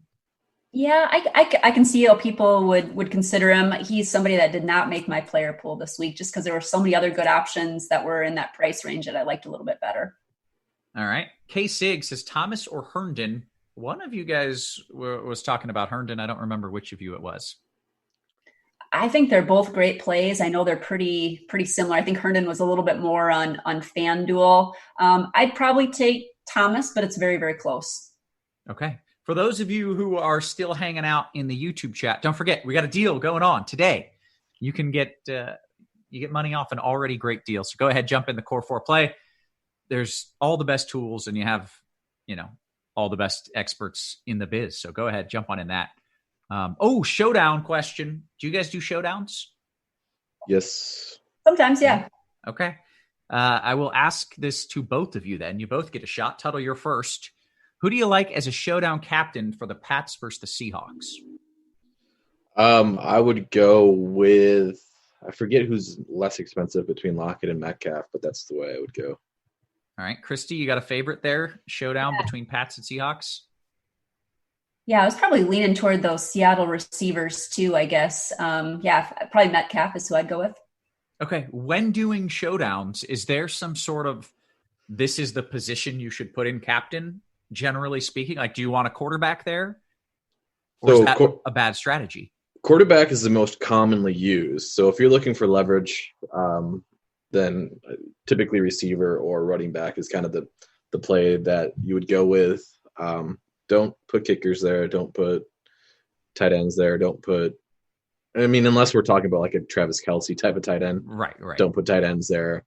Don't put defenses there, that type of thing. But yeah, quarterback's most commonly used. But if you're looking to get a little bit of leverage on the field, receivers and running backs would be the way to go. So my thought here, Christy, tell me if I'm wrong, would be that if your quarterback is going off, there's probably a receiver that's catching those touchdowns. Would it make more sense to plug in the receiver in that case? I mean, obviously it's harder to pick the receiver, but do you follow that rule as well? You don't put quarterbacks in? I do. No, I'll put quarterbacks in though too. I'll do a little bit of both, but when you're really trying to win a big tournament, depending on which it is, you want to try to get some leverage, putting in a receiver or running back or something like that can make some sense. Okay, excellent. Let's see if there were any more questions here in the old Discord. Your favorite late slate GPP stack on DK? I don't even know what the late slate games are. So, Christy, you got a favorite out of those? Kansas City is late, right? Yep. Yeah, I would definitely say Kansas City. They made a lot of my tournament lineups today. Yeah, I love that play. All right, Tuttle, you got one? Marquise Brown, bring it back to Will Fuller. Okay, excellent. I think with that, we can get on out of here, guys. I think we have done our duties. We get to go relax and watch a little football. So good luck, guys. Appreciate you. Tuttle, Christy, Devin, always working hard behind the scenes. Guys at home, we appreciate you. We love you. We will catch you next week. You have been crushed.